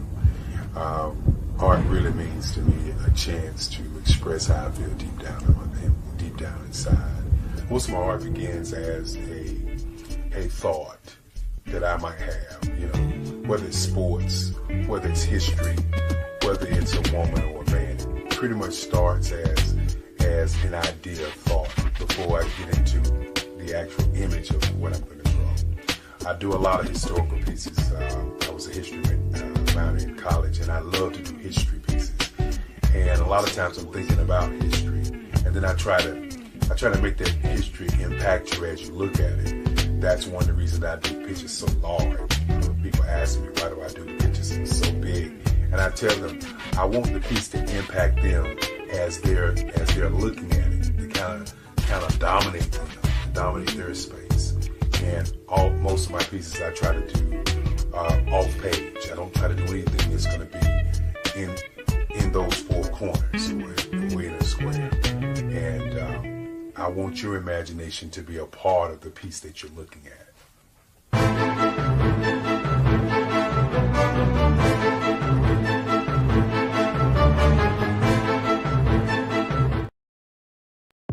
The Black Business Network and Black Business Olympics are essential platforms for Black business owners globally. They provide the tools and support you need to succeed in today's competitive marketplace. Join us today as we collaborate together with businesses from around the world to support our children, students, and young future entrepreneurs, Black businesses and corporations. We raise funds for students going to college and young entrepreneurs who are aspiring to be business owners, and we invite you to be a contributor today. Visit the website www.blackbusinessexpousa.com to connect with and learn more about how the Black Business Network and Black Business Olympics can help you not only share your amazing business story to businesses, but also serve future generations. Hello, my name is David Jones, CEO and co-founder of the Hello LLC, where we help businesses build a culture, brand an experience, and leverage technology to pivot into Web 3. Join the Black Business Network streaming live into Roku, Metaverse, STEM City, Black Multiverse Enterprises, Hulu, YouTube, iHeartRadio, Apple, Facebook, LinkedIn, Spotify, Twitch, and Google Podcasts. Tune in, turn on, and let's thrive.